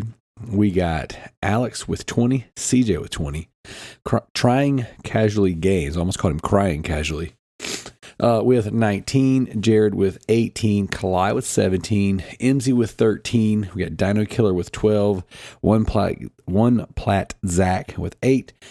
We have James the Nerd with 7. We have Jim with 4. Sid with 3. Haley Pickle with 2. And Noah the Builder with 2. So not too much change on the bottom half of the leaderboard. But hey, that top crew is just trucking along and really knocking out some points. So now we're going to head over to the True Achievements leaderboard. Sadik in first place with 670 achievement points, playing some Guilty Gear Strive. We have Sonya Pony to You in second place with 265 achievement points, playing some Plague Tale Requiem. Third place, we have I'm Styling Your Bro with 165 achievement points, playing Crackdown 2. Fourth place, GDI Master Ace with 155 points, playing Marvel's Guardians of the Galaxy. And then fifth place, we have Harry. We have HJD2011 hashtag 5279. That is Gaz's son with 50 points, playing some Rocket League. So very good. And we actually have, I'm going to go ahead and read the sixth place out. You have the Bearded Nerd, one Plat Zach with 40 points. So he did play something. It's just nothing of any real consequence, as they say. So heading on over to the True Trophies leaderboard. We have Affectatious Donk with 175 points, playing a sketchbook about her son. Never heard of that one. Huh. Sounds peaceful. Cool Kid Joe is in second place with 94 trophies, playing Castle of No Escape 2. Third place, The Grounded Gamer with 67 points in Haven. Fourth place, Steigen Wolf 4 with 61 points, playing Life is Strange Remastered. Fifth place, Macy Goats a Lot with Minecraft Dungeons. Very nice, 55 points. And actually, fifth place and sixth place were tied with 55 points. So we give a shout out to Sadik, playing some Mortal Kombat 11. Very, very good. Now we have some new names on the leaderboard, so I do want to give a shout out to Duckless Thunder for getting on the board. Duckless showed up on 11th place, so that is very nice. Let's see, we got Donnie on the board. Donnie hasn't popped a trophy in a while, so Donnie was in 17th place with 10 trophies. So very nice, very nice. And then we have our good buddy Levi showing up in 20th place with 1 trophy, but he was playing Resident Evil 4. So very, very nice.